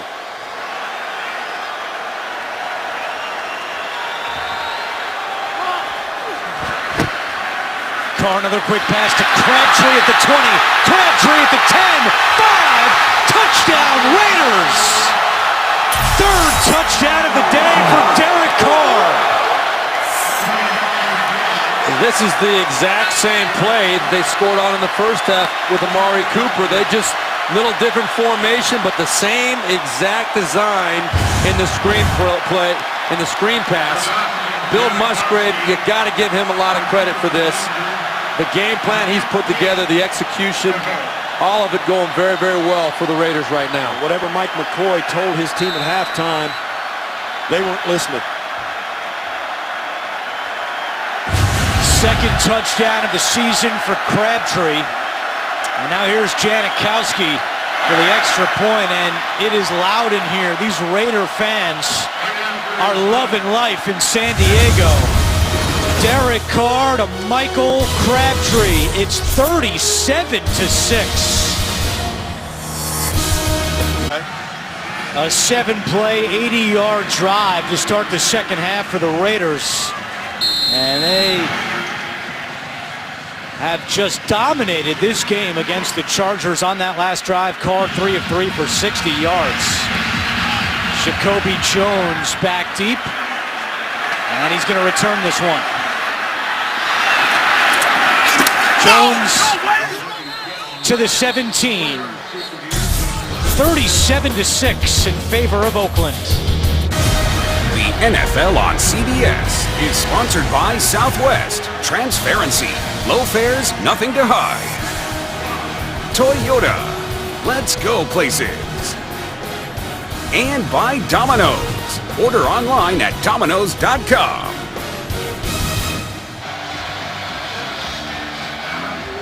Hard to watch today if you're a Chargers fan, and there are a lot of Raider fans in the house. You see some of the numbers today. Carr with 3 touchdowns, 2 picks by Phillip Rivers. Neither team's run game has been dominant, but Murray with 47 yards and Amari Cooper 5 catches for 133. It's 1st and 10 for San Diego, trailing 37-6 with Steve Berline and Steve Tasker. I'm Andrew Catalan, our entire NFL on CBS crew, and that's a good run there by Brandon Oliver. A gain of 14. Again, we have not seen the rookie Melvin Gordon today. 2 fumbles last week, did not play the final 36 minutes against the Packers and has not played at all today. Would you go to Melvin Gordon here in a game like this? I think if Melvin Gordon was going to play, he would have played early in this game. They're now in catch-up mode all the way. You don't do it by pounding the ball at the middle. Rivers, that ball bounces, juggled, and incomplete. Nearly intercepted for a 3rd time today. Yeah, you're almost at 10 minutes left in the 3rd quarter. You're almost in 4-down territory. I mean, you've got to start scoring a lot of points every series, and you've got to just hope that your Chargers can get a stop defensively. And up-tempo is going to be, it should become a factor here. They should be just trying to get as many snaps as they can, try and be as efficient as they can be with time on the clock.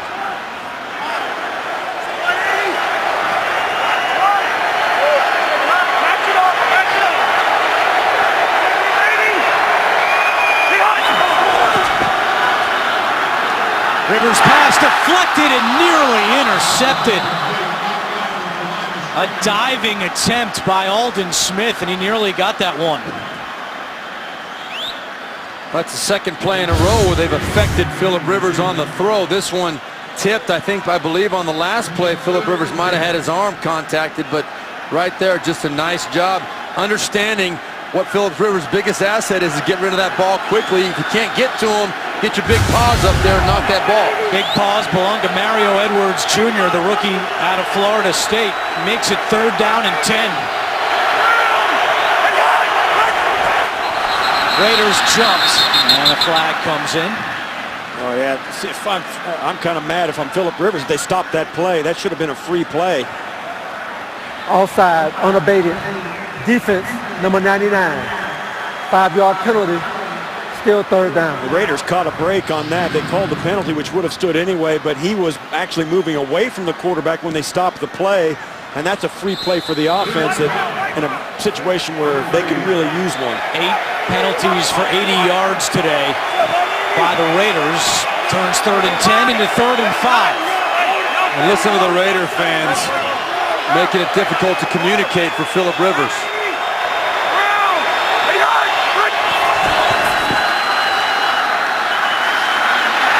Rivers with time, now flushed out, and just throws it away. Great defense by Oakland once again, and a frustrating afternoon for Rivers and the Chargers. Yeah, so much for 4-down territory. It's not even going to be 4th and short. It's going to be 4th and 5, and Phillip Rivers running for his life as the coverage in the secondary was perfect. As he's looking to his left, can't find it, comes back to his right, scrambles, and there is absolutely nobody available. While the quarterback was outside the pocket, the pass did not get past the original line of scrimmage. 10-yard penalty, loss of down, 4th down. They just threw it late. Intentional grounding called against Rivers. Yeah, he didn't make a big enough effort to get it past the line of scrimmage. His frustration. Just pouring salt on the wound there. So the penalty is enforced at the spot of the pass. 4th down. I've never seen the Chargers struggle like this on offense with Phillip Rivers pulling the trigger. Well, now the penalty makes it 4th and a mile, but you wouldn't have considered going for it on 4th and 5 there? Well, in this situation, you surely wouldn't fault Mike McCoy for doing that. No doubt about it. I think it's probably a 50-50 proposition. Not on your own 38, I wouldn't. Yeah, when you're down 37-6, you know, what are you going to lose? Instead, Cyphers on 4th and 18, punting to Carey. Has some room on the right side, but can't get away from Cavell Connor. Nice tackle, special teams for Connor and the Chargers. 9:42 to go, 3rd quarter. Oakland's offense coming back out. Long day in the powder blues for San Diego. 57 points and a number of big plays today for the Raiders offense. Amari Cooper responsible for a couple of them. This one right down the pipe, goes up, high points the football, sets up a score. This one is quick slip screen, gets in behind the big guys on the offensive line, makes one last big cut to get into the end zone.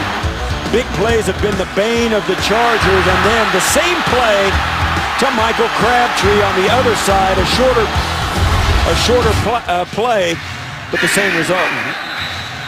Easiest job today belongs to Marquette King, the Raiders punter. Haven't seen him yet. Oakland has not punted with 9:42 to go. In the 3rd quarter, they've scored on all 7 possessions. They'll start this drive at their own 34-yard line. It is Latavius Murray with some room. Murray second level. Murray sheds a tackle and out of bounds at the 43-yard line. A gain of 23 for Latavius Murray. It's just looking way too easy for the Raiders right now. You see, again, we've seen it several times, both off the toss and off the handoff action, where they're pulling big boys out in front, getting to the edge, giving Latavius Murray or Taiwan Jones the opportunity to get to the edge and slice right up that sideline. Oakland averaging better than 9 yards a play today. They have 381 yards of offense. This is Roy Halou on the carry. And we sat with John Pagano, the defensive coordinator for the Chargers, on Friday, and we asked him about his run defense, 29th in the league, and he said we really focused on playing a full 60 minutes. It's just been a thing or two here or there, little things that are adding up, but today it's been a lot of big things and big problems once again for that San Diego run defense. And this is a San Diego defense that, coming into this game, was very disappointed with how many explosive plays they've given up over the course of this season. Today, many plays of 20-plus yards. It's gotten worse, if anything.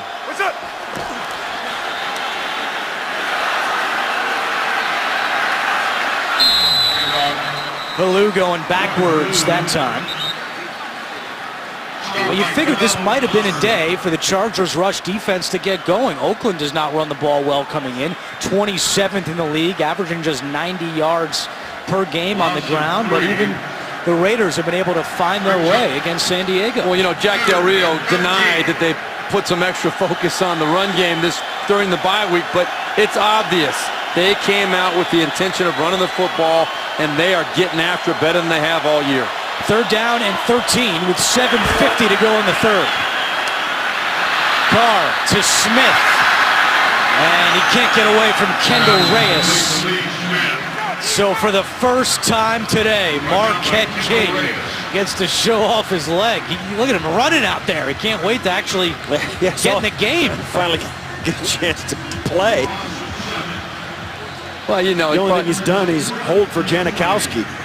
He probably feels guilty, you know, collecting that paycheck next week if he didn't do any work, you know, for I doubt that. I don't think so either. I wouldn't, now that I think about it, yeah. One of the most amazing stats is that here in their 7th game, the Chargers have a total of 3 punt return yards on the season. The whole year, on their punt returns, 3 yards. Jacoby Jones lets this one bounce.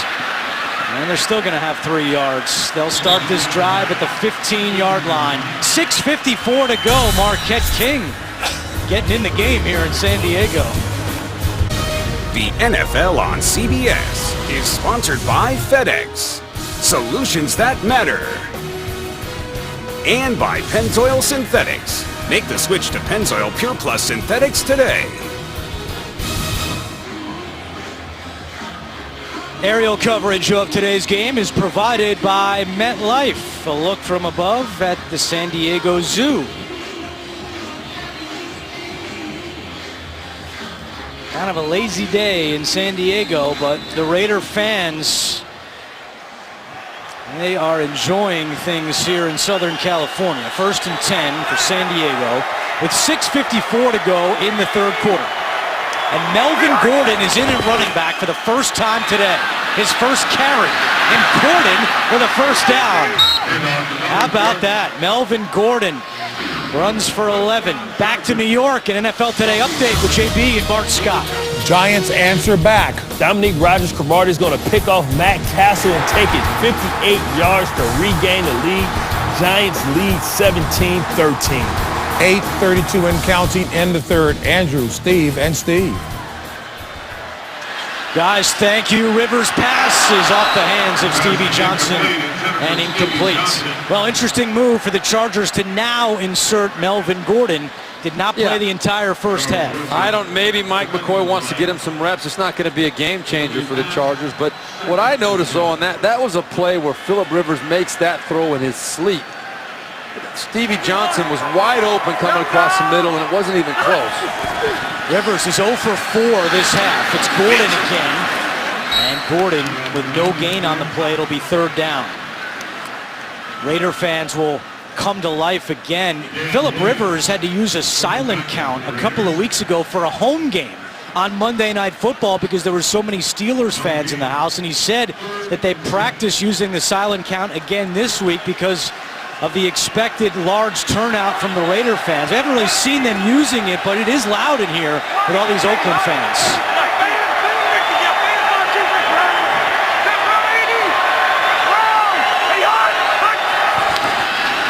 On 3rd and 10. Rivers, sideline, incomplete, broken up by Malcolm Smith. Nothing going right offensively for the Chargers, and once again, Mike Cyphers will come out for his 5th punt of the day. Well, Michael Smith does an outstanding job as he stays with Green. Watch as he gets his hand up and just undercuts that ball.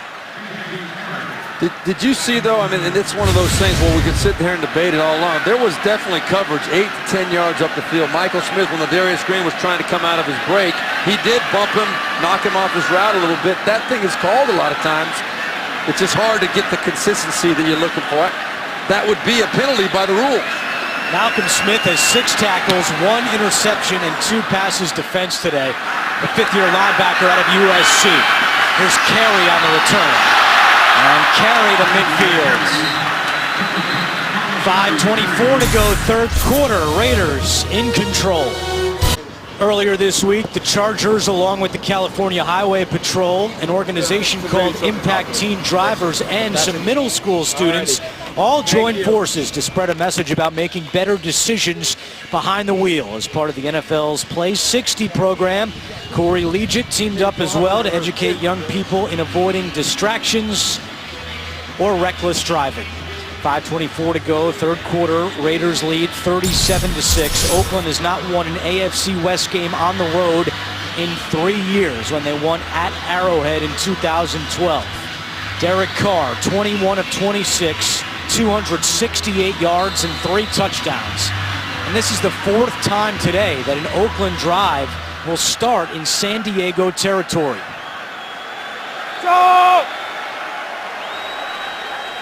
Chargers have only run 5 plays in Oakland territory.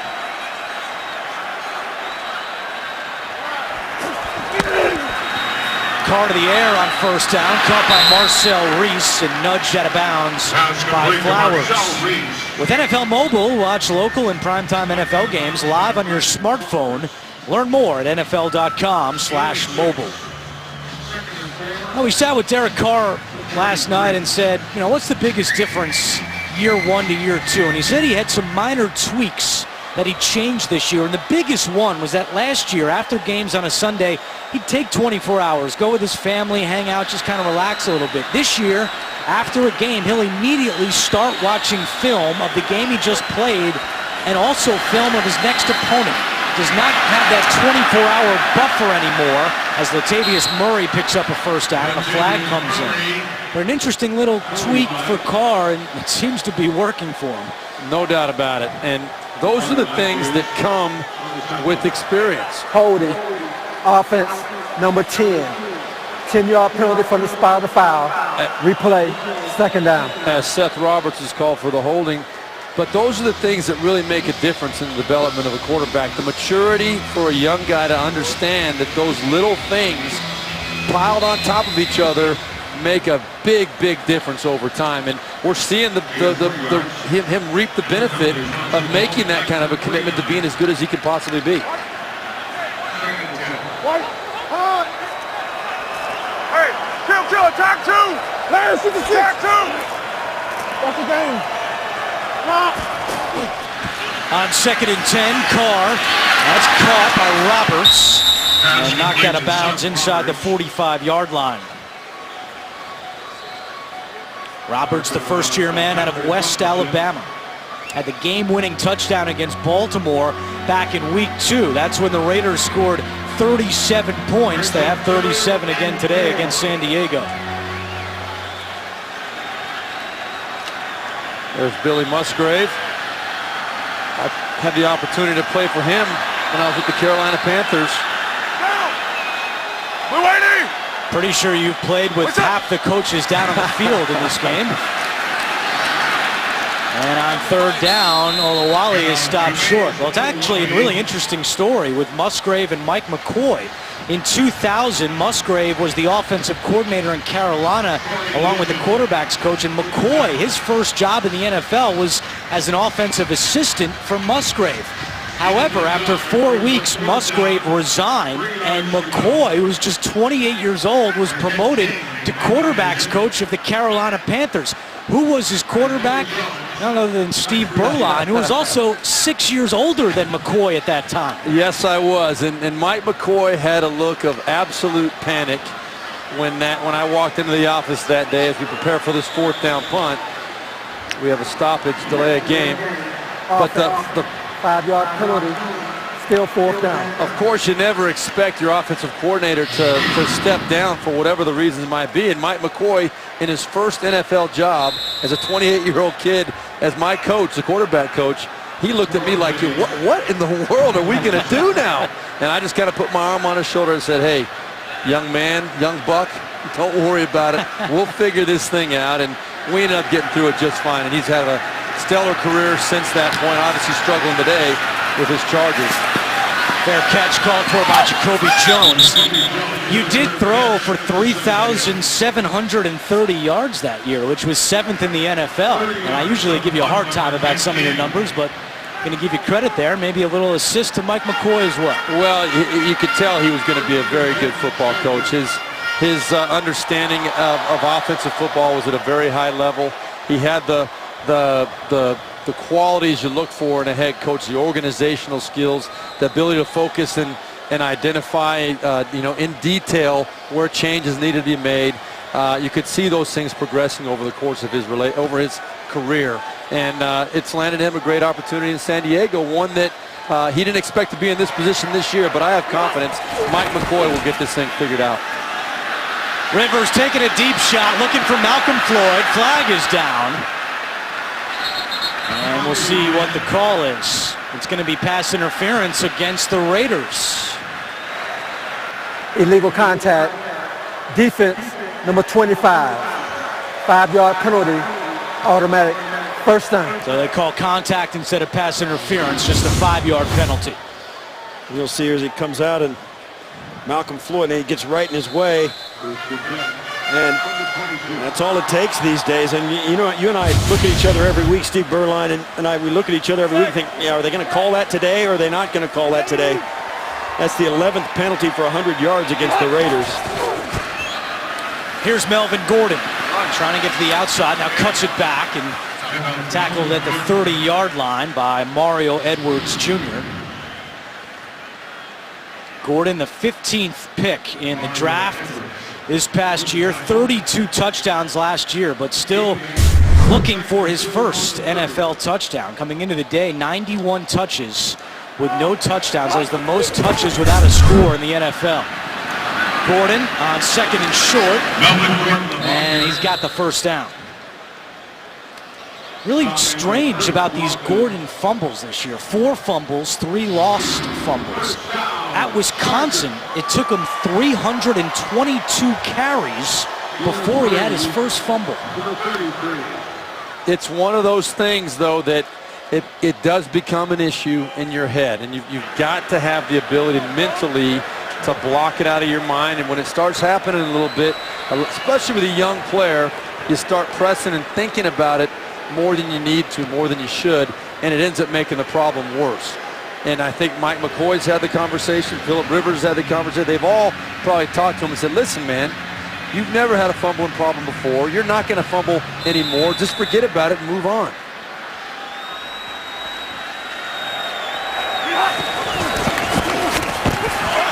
Rivers to Keenan Allen. Catch is made at the 39, and Allen up to the 42, about a half-yard shy of a first down. Keenan Allen, we chatted with him on Friday. He told us something rather interesting. He came into training camp in the best shape of his life as Gordon gets the carry on second and short. And he said, what did you do differently in the offseason, Keenan Allen? And he said, I ran a lot, just conditioned every day, and changed my diet a little bit. Oh, what'd you do with your diet? Well, I don't eat breakfast anymore. I said, whoa, what do you mean? Oh, no, I just cut out breakfast. I only eat 2 meals a day. He said, everyone in the world, including every mom in the world, says that breakfast is the most important meal. He goes, yeah, no, I don't eat breakfast. Before a 1 o'clock game, I'll have a piece of chicken, 3 pieces of bacon. That's it. That's my lunch, and then I'll pig out after the game. So Keenan Allen, 2 meals a day, and he leads the NFL in catches this year. Go figure. 3rd and 1, Gordon, and he's got the first down. Could be the final play of the third quarter. What was interesting about that conversation with Keenan, though, was that he looked at us like, no, I've got it all figured out now. I mean, this is a very disciplined, strict diet that I'm on, and it's really made a difference. Right. Everyone who eats 3 meals is wrong. I was waiting for him to bust out laughing and say he was punking us. Rivers, and that pass is caught by the man who does not eat breakfast, Keenan Allen, and that's the final play of the third. Oakland rolling 37-6. You're watching the NFL on CBS, home of Super Bowl 50. Start of the fourth quarter in San Diego, where Oakland has tied a season high with 37 points. Raiders had 3 wins all of last year. They're on the verge of their 3rd here in Week 7 of the 2015 season. 2nd and 1 for San Diego. It's Melvin Gordon who picks up another Chargers first down. Don't forget, coming up after the game, time permitting, it's the Subway postgame show with JB, Bart, Boomer, and Coach Cowher. They'll have all the latest NFL scores and highlights all coming up on the Subway postgame show. San Diego, 5 of their first 6 games were decided by 7 points or fewer. Not the case today, as they trail by 31 to start the 4th.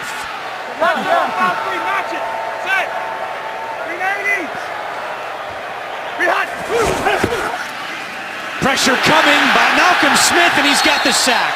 What a day for Malcolm Smith. Interception in the first quarter, and now he has his 3rd sack of the season. This is a designed play that, here he is right here, and just shoot straight up the middle, but Ken Norton, Jack Del Rio, great defensive coach. That was just a big-time mistake right there by center Trevor Robinson. When one man goes away and another defender's coming to you, you got to pass that off. Trevor Robinson stayed with the nose guard, and that allowed a free run on Phillip Rivers. A loss of 9, second and 19. Stevie Johnson makes the catch, and Stevie Johnson has a first down. A 19-yard pickup. Emerson on the coverage. We had anticipated Stevie Johnson being a much bigger part of this team, being back in the lineup. Gives the Chargers 3 really tough matchups. Stevie Johnson in the slot along with Malcolm Floyd and, of course, Keenan Allen on the outside. It has not materialized today. That's the first time Stevie Johnson's been able to get loose. Rivers taking a shot down the sideline. Incomplete. Big hit by Charles Woodson. He hammered Malcolm Floyd to break up that pass. Well, a lot has been said in the last couple of weeks about Charles Woodson. He had the 2 interceptions against Peyton Manning, the first 2 against the guy who came into the league with Charles Woodson. He's 39 years old, and you can say what you want about a guy that old playing defensive back.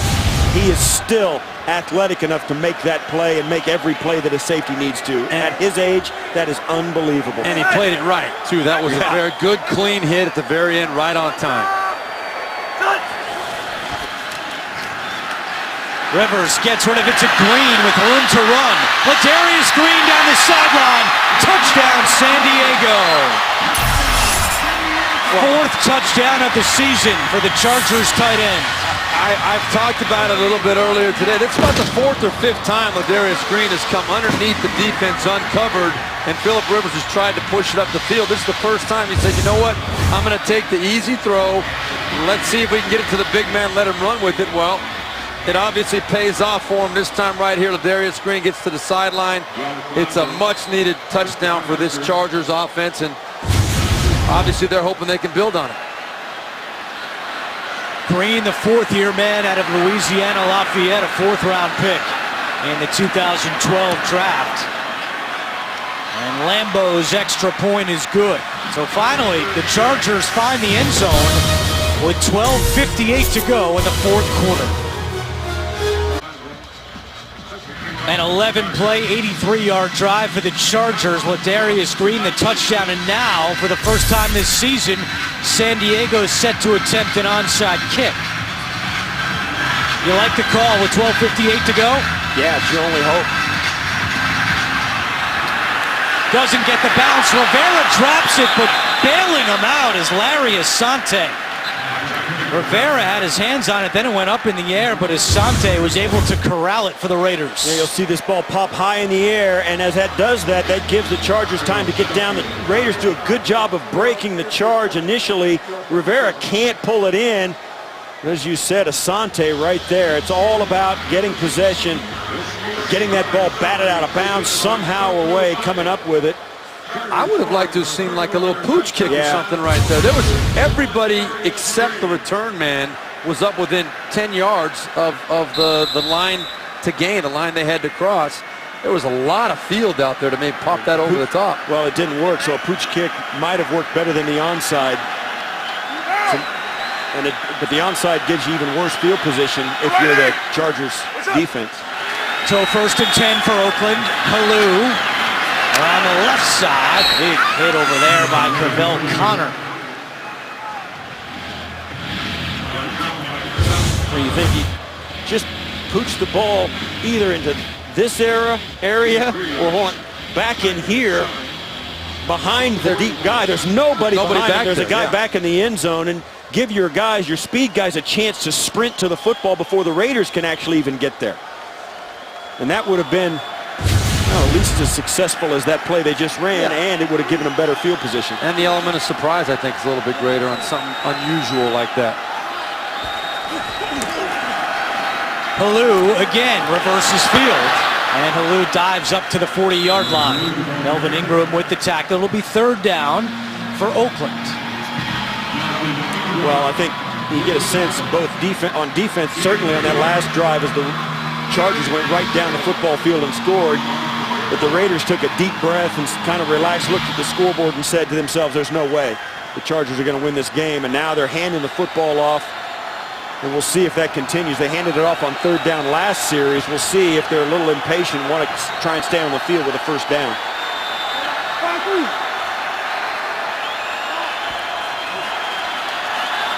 Carr, and that pass is juggled and incomplete. Intended for Andre Holmes. So the San Diego defense does the job, and Marquette King will have to come out to punt for the third time. Yeah, this was one of the few balls that got away from Derek Carr right there. That ball was not thrown well. He had a chance to put it on the body of Andre Holmes, but instead he put it behind. That would have been a nice conversion. Would have allowed the Raiders to run off a few more minutes off the 11:30 left in this ball game. Jacoby Jones called a timeout. I think the Chargers had too many men. They're first. This is a 30-second timeout. So they have to waste a timeout here early in the fourth quarter.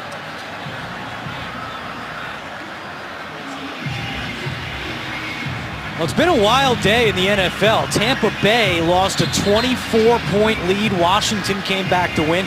The Jaguars earlier this morning were up 24, although they did come back to beat Buffalo. But we've seen some big leads disappear already today. And we saw 31-point first quarter in the Miami game. Unbelievable. 31 points in the first quarter. And at one point, Ryan Tannehill was 18 of 18 with 3 touchdowns today. 4 touchdowns. 4 touchdowns, no interceptions. Miami did not lose that lead. No, they did not. Destroyed Houston. King's punt bounces at the 5 and goes into the end zone. So San Diego getting the ball back. They'll start from the 20 when we return. The NFL on CBS is sponsored by the Home Depot. More saving, more doing. That's the power of the Home Depot. Hyundai, an official sponsor of the NFL. And by AT&T. DirecTV and AT&T are now one, bringing television and wireless together. Coming up after the game, time permitting, the Subway postgame show with JB, Bart, Boomer, and Coach Cower. They'll have all the latest NFL scores and highlights all coming up on the Subway postgame show. 11:21 to go in the fourth. Chargers scored on their last drive. Trying to creep back in. They trail 37-13. Phillip Rivers just 174 yards passing after throwing for 503 last week at Lambeau Field. And they'll start this drive on the ground with Brandon Oliver. Well, a lot of speculation, of course, with the NFL possibly relocating to Los Angeles next year. The 3 teams that are talked about the most, the Raiders, the Chargers, and the St. Louis Rams. And certainly that's on the minds of a lot of fans in both of these cities. And to that end, the NFL will hold town hall meetings in all 3 cities, San Diego, Oakland, and St. Louis, next week. So fans can express their views to the NFL league office. Roger Goodell will not attend those meetings, but members of his staff will. And there's one of the proposals is having San Diego and Oakland, the Raiders and Chargers, share a stadium in Carson, California. And local radio station, the Mighty 1090, reported that on Friday, Raiders owner Mark Davis met with Chargers ownership here in San Diego as Oliver makes the catch out of the backfield.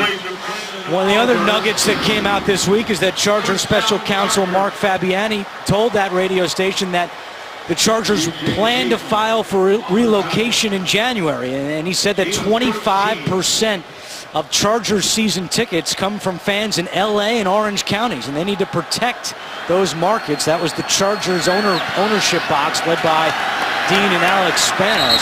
So much going on with these 2 teams with their futures up in the air, but a bit uneasy times for fans in both these cities. No doubt. I live in Orange County and been a long time, my whole life, born and raised in Southern California.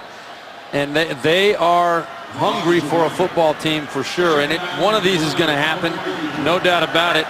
The bottom line is, in order to keep the possibility alive for the Chargers, that has to be filed in January.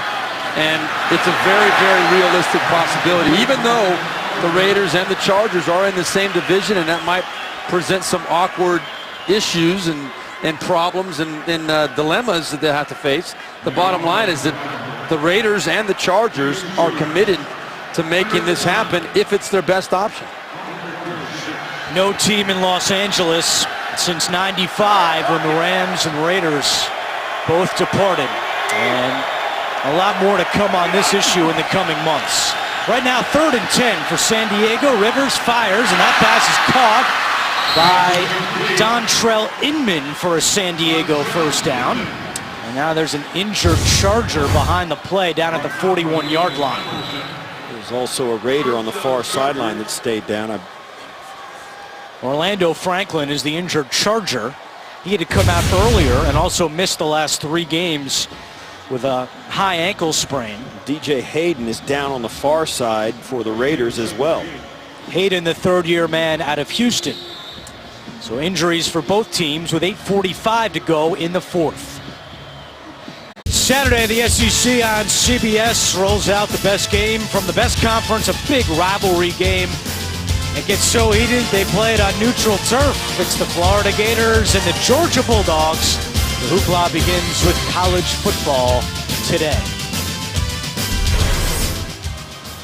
Back in San Diego, 8:45 to go, 4th quarter, and the cart has come out for Orlando Franklin, the 5th-year man out of Miami. Did not play the last 3 games because of an ankle injury and clearly frustrated as he is carted off the field. This is nothing new for San Diego. They have just been ravaged by injuries this year. 8 different offensive linemen have already played over 100 snaps this season. Oh, just gets that foot planted and rolled up on, stepped on. Last week was the only game this year the offensive line that started the game actually finished the game. That's how desperate it's been. The San Diego Chargers have been through more offensive linemen since the beginning of last year than any other team in the NFL by far. Hayden was able to walk off under his own power as Rivers' pass is incomplete on 1st and 10.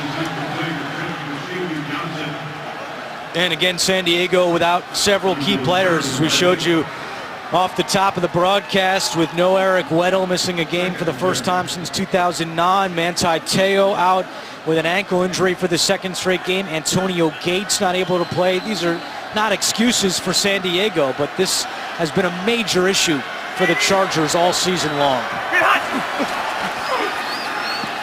Oliver out of the backfield. Oliver cuts back, and Brandon Oliver has a San Diego first down. Late flag coming in. That was a little bit of a pile jumper there at the end. You saw Steve Tasker. Yeah, it's Oliver striving for further yardage. After the play was over, dead ball, personal foul, offense, number 76, with a late hit, 15-yard penalty, still a first down. DJ Fluker, right guard. You'll see him come tumbling in over this as this play goes down, and there's Fluker coming in late, hitting Mack in the back.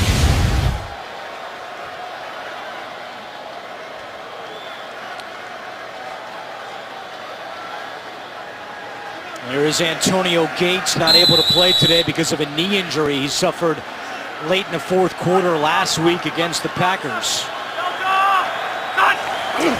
It's a knee injury for Orlando Franklin, and he will not return as Chargers completes to Oliver.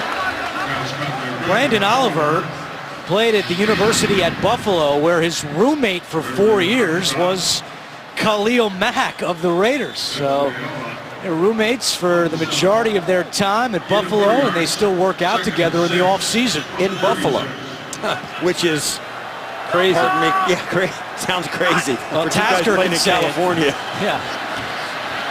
Rivers to a wide open Green, and he dropped it. Darius Green at daylight to run, but he could not hold down. It's 3rd down and 6. Well, when it rains, it pours. This is one that Phillip Rivers laid in there perfectly. The Darius Green coming across the field, and Rivers, the nice touch pass over the top. No excuse for that. He's going to catch it and go down the sideline. You're right, Andrew. He was going to get that down inside the red zone, possibly break one tackle for another score. Just the 4th drop pass of the season by the Chargers. Coming into the week, they were tied for the fewest drops in the NFL with the Seahawks. 3rd and 6. Rivers, quick pass to Johnson, lost the ball. And they're going to say that it was a catch and a fumble and a recovery. Either way, it's not enough for a first down. It's 4th down. You got to think San Diego is going to go for it. They're going to go for it. As solid as the execution has been for the Raiders running these screen passes to the wide receivers, this was poorly executed by the Chargers. Stevie Johnson out there in front of the offensive lineman. No one out there to protect him to catch that ball and turn up the field. Just poor execution. On 4th and 6. Rivers fires, broken up. Nice play by David Amerson. And a late flag comes in. Wow. Yeah, the official actually was going to throw it on time, and he tried to throw it and dropped it at his own feet, so he had to reach down and pick it up, so it came late, but he threw it immediately on the break of the route. There are 2 flags out there. Yeah, I just want to see the penalty. I thought that was a pretty nice play on the ball, unless Amerson had a hand on the back or something. Right at the point where the ball got there, it was a good play. I think this was pre-ball flight, or before the ball actually got to the receiver. There was contact at the top of the route. There are 2 fouls on the play, both against the defense. Holding. Defense, number 24. That penalty is declined. Pass interference. Defense, number 29. Spot the foul. Automatic. First down. Well, you hear the Raider fans not happy. Some of the Charger fans have already departed. None of the Oakland fans are ready to leave just yet. And they're letting Jerome Boger and his crew hear it after the 2 penalties go against Oakland. It gives San Diego a first down at the 20-yard line with 7 minutes to go.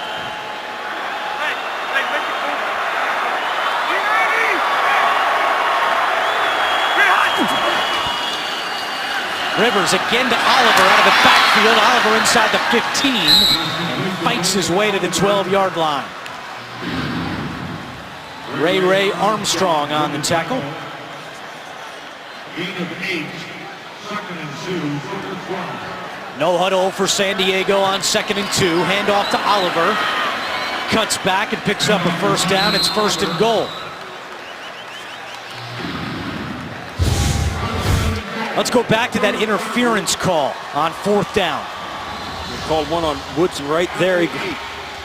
Yeah, I don't know. At the top of that looked pretty good. Amerson's play looked pretty good.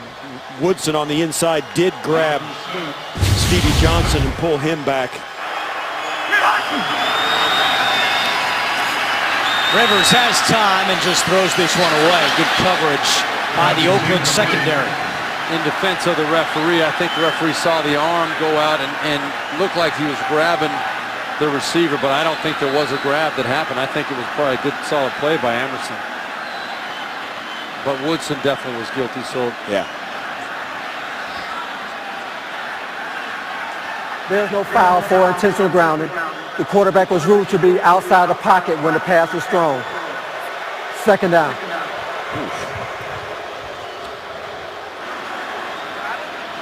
6:08 to go, 2nd and goal. Here's another look. He's got to be outside. Oh my goodness. Yes. I don't know what he's talking about. that's about as much in the pocket as you can be. Yeah. That was a bad call. Bad explanation anyway.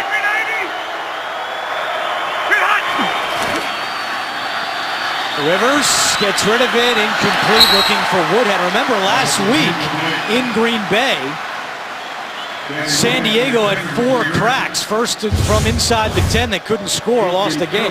And they were 2 of 6, in as you mentioned earlier, Andrew, in the red zone in general in that game. They're a team that ranks right in the middle of the pack on the season, 54%. 18th in the league in the red zone as far as touchdowns are concerned, but they have struggled the last 2 weeks. First time in the red zone today for San Diego. It's 3rd and goal. Rivers to a wide open Woodhead. He walks it in for a Chargers touchdown. First receiving touchdown of the year for Danny Woodhead, and San Diego is going to go for 2. Well, this is almost inexcusable for the Raiders. When Danny Woodhead is on the field, you have to have someone accounting for him. He is out there for a purpose. They are trying to get him the football. Everybody in the NFL knows that. That was a complete bust of an assignment by a Raiders defense that's been very, very sharp and impressive all day. So if the Chargers convert, they would make it a 2-possession game. They would trail by 16. San Diego this year 0 for 1 on 2-point conversions. The Raiders defense has not faced a 2-point play.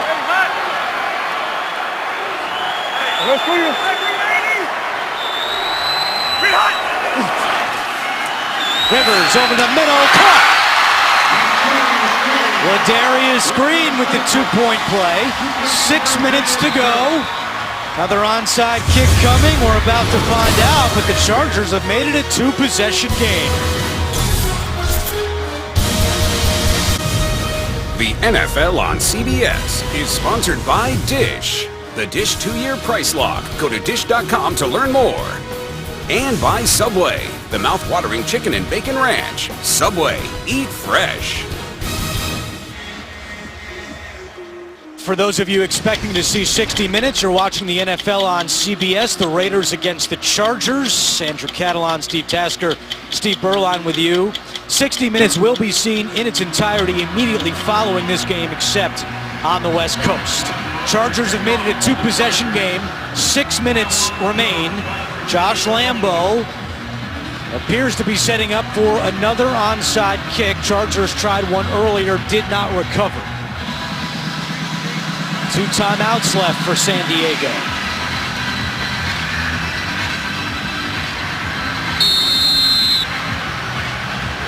Lambo's kick last time was good.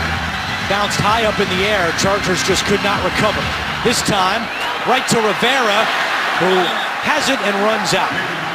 So it'll be Oakland football, and we're going to go back to New York. An NFL Today update with JB and Bart Scott. Dallas ties it up. This is the ensuing kickoff. The seesaw battle continues as Dwayne Harris, former Dallas Cowboy, acts some revenge, takes it 100 yards to go up and regain the lead 27-20 in the Meadowlands. 5:18 and counting down in regulation. Back to Andrew, Steve, and Steve.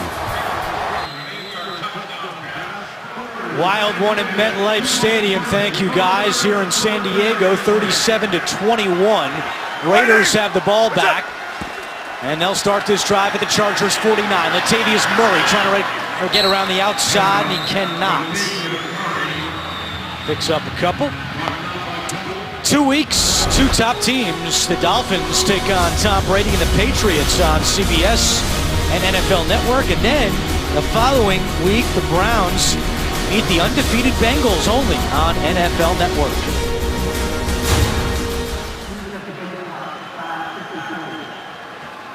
Chargers have used a timeout, so they have 1 remaining with 5:52 to go. And this is one of the things we've been talking about over the break, guys, is that the Raiders completely have dominated this ball game, but the last 2 drives defensively they've obviously let up, and the Chargers have marched the ball right down the field. A couple of blown assignments right there at the end on the touchdown and the 2-point conversion.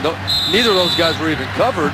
They've kind of lost their focus. Maybe they've got some backup players in there, whatever the reason, but Jack Del Rio knows that if they don't at least hold the football here, they've got to turn it up a notch on defense. Empty backfield on 2nd and 9. Carr looking for Cooper, incomplete. Good coverage on the play by Jason Verrett. And as you know, as we all know, the best defense is sitting on the sideline. Getting first downs, keep the defense sitting down, let them rest and keep the clock going. Why would they throw a pass? A lot of questions you can ask right now. Completely agree. The Chargers didn't have to use a timeout because of the incompletion. Well, here's one other thing to take into account. The Raiders have not been in this situation too many times over the last couple of years. That's true. Trying to kill out a clock with a big lead. They're not a well-oiled machine in their 4-minute offense. Big 3rd down and 9 with 5:50 to go. Carr has time. Fires sideline. Crabtree makes the catch. And let's see where they spot it. That's going to be very close. I think he's got it. Got it, yeah. And he was smart not to turn and run out of bounds as well. You see him just catch it and sit down right there. It was a very smart play by the veteran Michael Crabtree. And They have moved the chains for an Oakland first down. And every time, every positive play offensively for the Raiders is one more nail in the finish of the Chargers, and they've got to get the football back, and the Raiders aren't letting it happen. Halou on the carry, inside 5 minutes to go. And San Diego has used its final timeout with 4:58 on the clock. Next Sunday, the NFL on CBS rocks regional games. In one matchup, the Bengals battle the Steelers while the Chargers take on the Ravens. Titans take on the Texans. Jets square off with these Raiders. Check your local listings, and of course, it all begins with your Super Bowl 50 team. JB, Tony, Bart, Coach, and Boomer on the NFL Today. Latavius Murray on that last carry, picked up 3, second down and 7 with 4:58 to go. Phillip Rivers has the most wins of any quarterback against the Raiders with 14 all time. John Elway second with 13, but Rivers does not look like he's going to add to his total, barring a miracle comeback here. Second down and 7. Down! Blue waiting! What's up? Murray again. Clock will continue to tick. Chargers cannot stop it. It'll be third down and short. The Raiders will milk every second off this clock at this point. If you're the Chargers, you're coming into this game 2-4, and they're at the easiest part of their schedule. 5 straight games, this being the first of teams under 500. Could not be more disappointed of Phillip Rivers, Mike McCoy, and the Chargers to start this run off this way. They were hoping to get healthy over this 5-game stretch, not bury themselves deeper. What's up? Third down and 4. Murray again. And Murray is stuffed. A flag comes in. A little extracurricular after the play with Ingram and Donald Penn.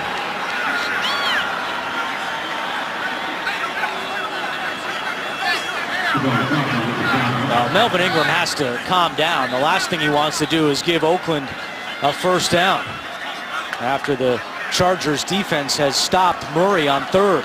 This was a very late flag coming in from the far side after the extra pushing and shoving came in. Actually, it was at the end of the play. There are 2 fouls on the play, both against the offense. Holding, offense, number 72, that penalty is declined. After the play was over, personal foul, unnecessary roughness, offense, number 72, 15-yard penalty, 4th down. Both against Donald Penn, and the 10-year veteran. They lose the down. And the yardage for the field goal. Exactly. They're out of field goal range now. That's an enormous penalty.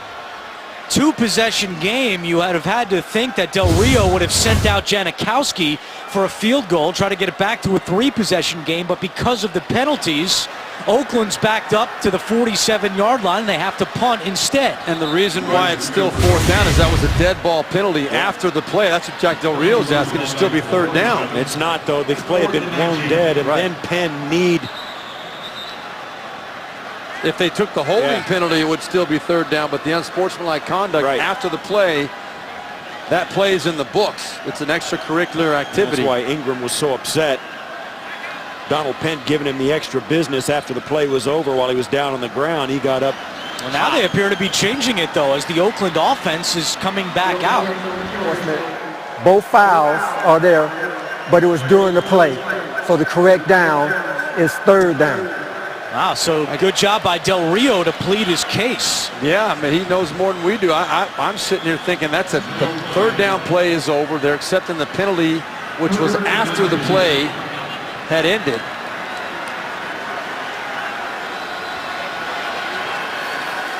Well, now they've got a chance to at least get back inside Janikowski's field goal range, and he's got the longest.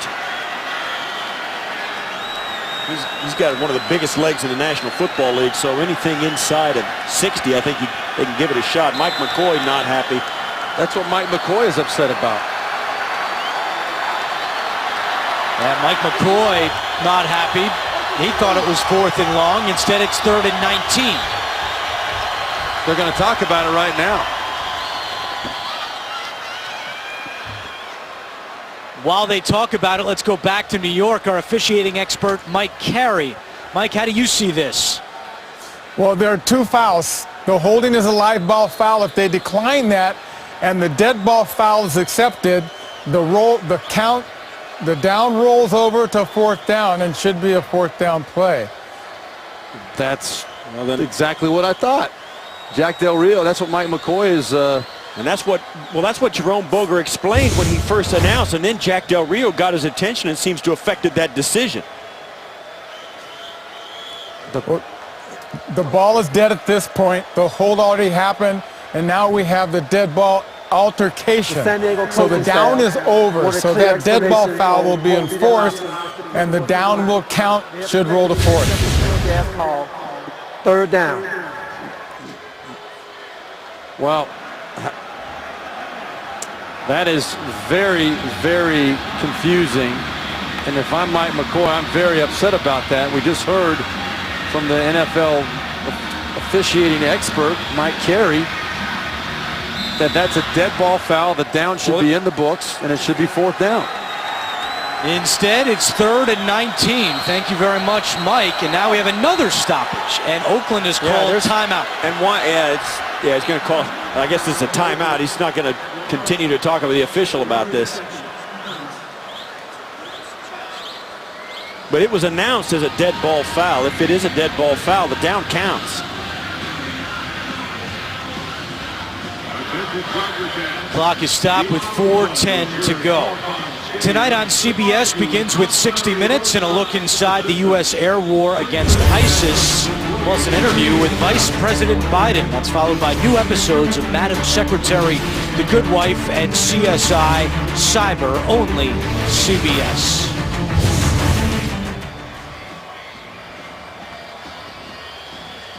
Mike McCoy still hot on the San Diego sideline. And rightfully so. The only I think defense of the call as it is if maybe they're ruling that it was not a dead ball penalty, but I thought they said it was a dead ball penalty. Down! Blue Whitey! What's up? 3rd and 19. Raiders running the ball, so they keep the clock moving with Murray. And now, out of field goal range, Jack Del Rio has not set the punt team out just yet. Now he does. Flowers and Crabtree having a little conversation. Let's go back to New York again. Mike Carey has more. Yes, I talked to Dean Blandino, and what he's saying is that Jeff Seaman, who called the foul, said that it wasn't the pushing and shoving after the ball was dead. It was that during the play, the offensive man threw the defensive man down the ground and then kneed him during the live action. So that's why they went back and put it on the play and remained 3rd down. Okay, that all right, Mike. Mike calling Dean Blandino, the Vice President of Officiating for the National Football League, to get clarification. We appreciate that, Mike and Dean. As Oakland is called timeout. So another look at the play. They're saying the foul occurred right here during the first play. Foul, and then this, the knee right there is still during the play, not after the play.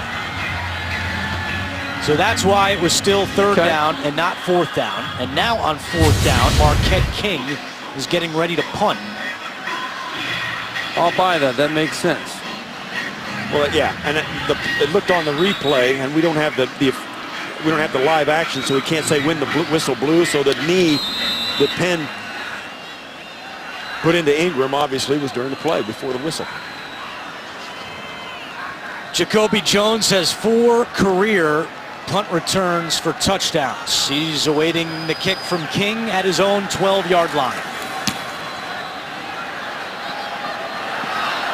This one bounces and goes into the end zone, so San Diego will start at the 20. Well, been a physical game here, an AFC West battle between the Raiders and the Chargers.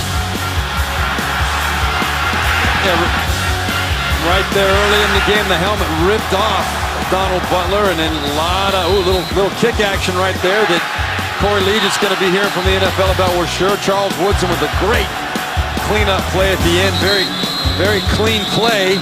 And then a lot of festivities as the game gets down to the wire, down the stretch. The frustration builds a little bit. Boys will be boys. 13 penalties against the Raiders for 132 yards. Season high in penalty yardage. No timeouts for San Diego. 1st and 10, Rivers to Woodhead. Woodhead with some blockers, and Woodhead gets to the 27-yard line. Danny Woodhead leads the NFL in yards after catch by over 100 yards over his closest opponent, which is Mark Ingram down in New Orleans, but he's dangerous when he gets that ball in his hands. And Rivers incomplete. Yeah, the Raiders defensively will give yards. They want everything in front of them. You can bet that it's going to be short passes and long runs.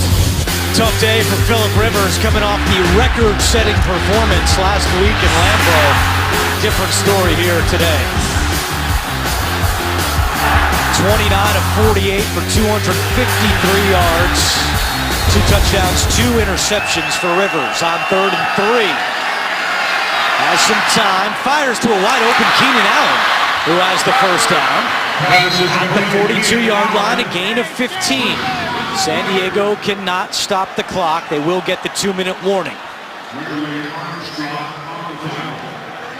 No huddle is nothing new for San Diego. 3rd most plays out of the no huddle in the NFL. Woodhead out of bounds. The only teams to go no huddle more than the Chargers this year, the Eagles and the Giants.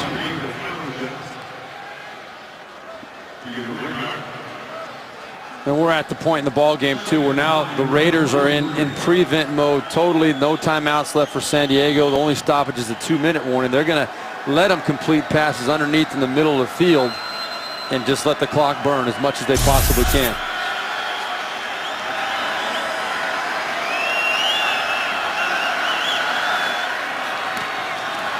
Keenan Allen to midfield. It'll be 3rd down and short, and I don't know if the Chargers will be able to get off another play before the 2-minute warning. They're hustling to the line, and Rivers has said he will.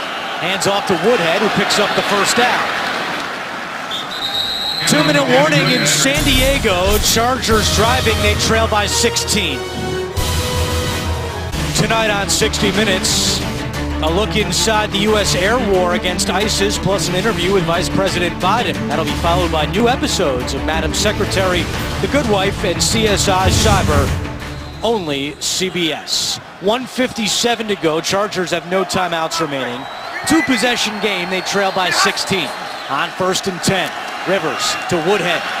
Woodhead to the 40. Cuts back to the 35. Woodhead with another San Diego first down. They have to hustle to the line. They cannot stop the clock.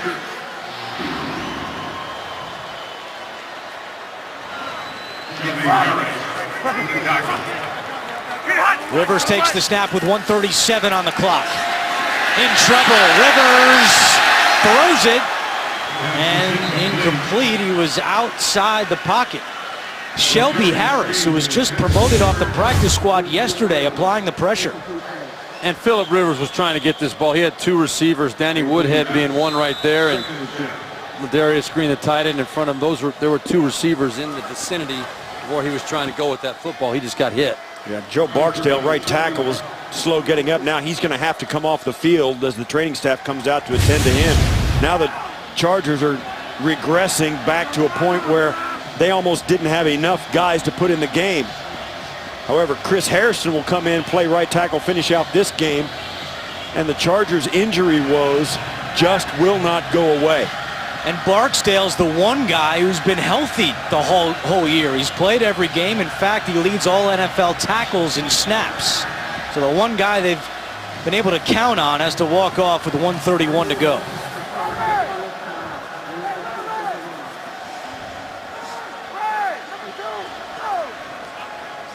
Well, Philip Rivers taking snaps out of the shotgun, trying to finish this out and get another touchdown on the board and just, hey, see what happens.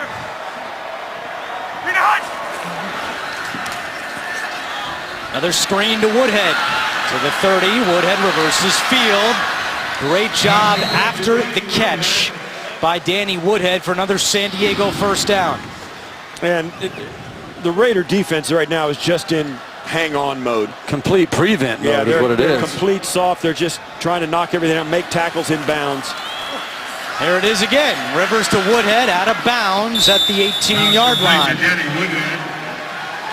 Well, to start the week, the Chargers had the easiest schedule of any team in the NFL the rest of the way. Actually tied with the Jaguars for the worst win percentage of their opponents. And you see what they have coming up. This was the first of 5 against teams with losing records.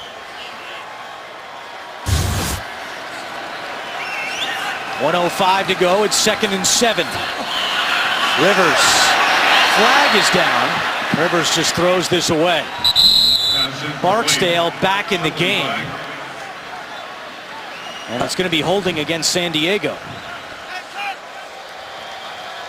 Well, I got to tell you, after the penalty. Offense, number 60. 10-yard penalty. Replay, 2nd down. Phillip Rivers threw 65 passes last week. That right there was his 55th pass today. I've got to believe that's the highest 2-game total, or at least right up there in NFL history. He told us Friday, I don't think I'll throw it 65 times again. Well, he's at 55 and counting. And still time on the clock.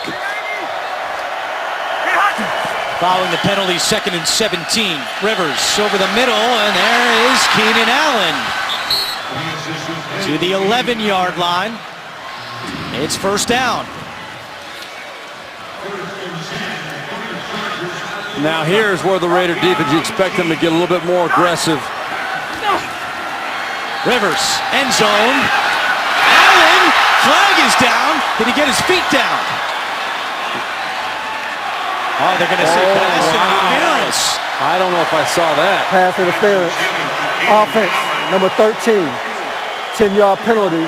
Replay, first down. They never gave a signal if it was a touchdown, but obviously it doesn't matter because his penalty goes against Keenan Allen, who once again, even though it doesn't count, makes a highlight reel catch.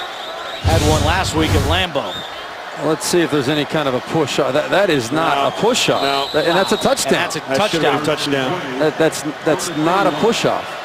No, that's a swim move. They're just hand fighting. fighting. It's a hand fighting and to get himself turned around. I don't think that was a good call at all. Takes a touchdown off the board. Screen to Woodhead with 30 seconds to go. Woodhead trying to get out of bounds. He can't.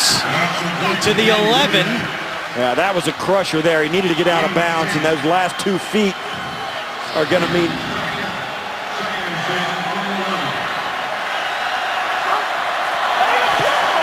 The Raiders were not set. They had too many men on the field. The flag is down. That's the quick snap was Rivers. He just snapped it and threw it down and turned around and said they got 12.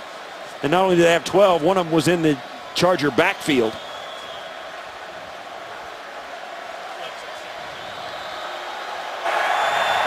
.12 men on the field. Defense. 5-yard penalty. Still 2nd down. Danny Woodhead has set a career high with 10 catches today, although the last one really hurt that he was not able to get out of bounds. Chargers have the ball at the 6-yard line. There's 10 seconds on the clock.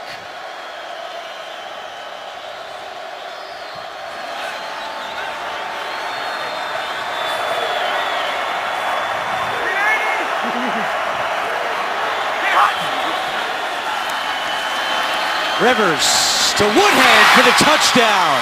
6 seconds remain. San Diego has to go for 2. Try to make it a 1-possession game.